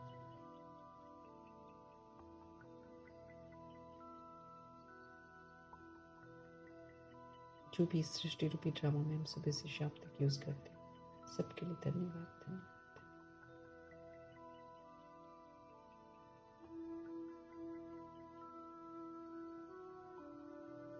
भगवान ने जो ये शरीर रूपी इंस्ट्रूमेंट दिया है, ये प्रभु की अमानत हो गया ना, अब तो इसको सफल करना है भाई। इसमें रहते हुए अब उल्टा कोई काम नहीं करना, जिसमें आज बाबा ने हाईलाइट किया, अब गुण नहीं देखने हैं, दिखाई भी दे तो मुख मोड़ लो, यूं तो देखो ही मत। तो हमारे हर सेकंड का हिसाब किताब प्रभु के पास है, तो पूरा ध्यान रखना है और प्रभु की शिक्षाओं को अमल में लाते हुए, है ना, अपना जो है पाप कर्मों को काटना है। तो ऐसी ऊंची ऊंची शिक्षाएं जो दे रहे हैं प्रभु जी, और जो खजाने के रूप में मेरा तन मन धन ही मुझे दे रहे हैं कि चलो इस खजाने के रूप में यूज़ करो, तो मैं आत्मा खजाने के रूप में यूज़ करूँ। और सभी चीज़ों का धन्यवाद करते हुए, आप सभी का धन्यवाद करते हुए, ओम शांति।